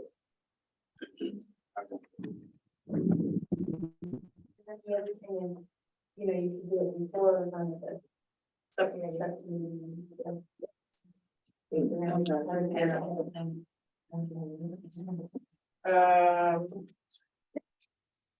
Yeah, I mean, if folks wanted to do May 18th earlier. In the day, maybe 10 to 12. I can make that work. That works for me. Oh, wait, no, I can't do that. You can do that. No, I have a doctor at Metro. Okay, well, I see folks are on. I already have commitments that week so I won't be able to do any of the dates Okay, that you're talking about unless it's, if it's that week, maybe the None of them are days.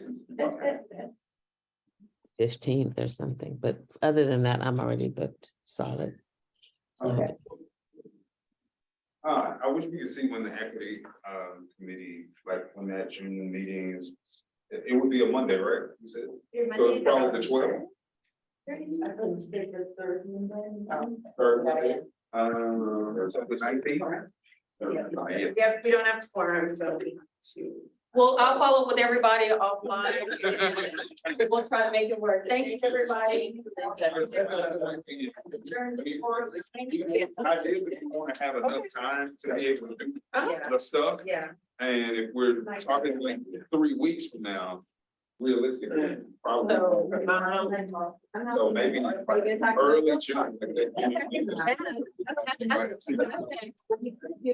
I didn't have the bylaw, So I. To oversee the implementation.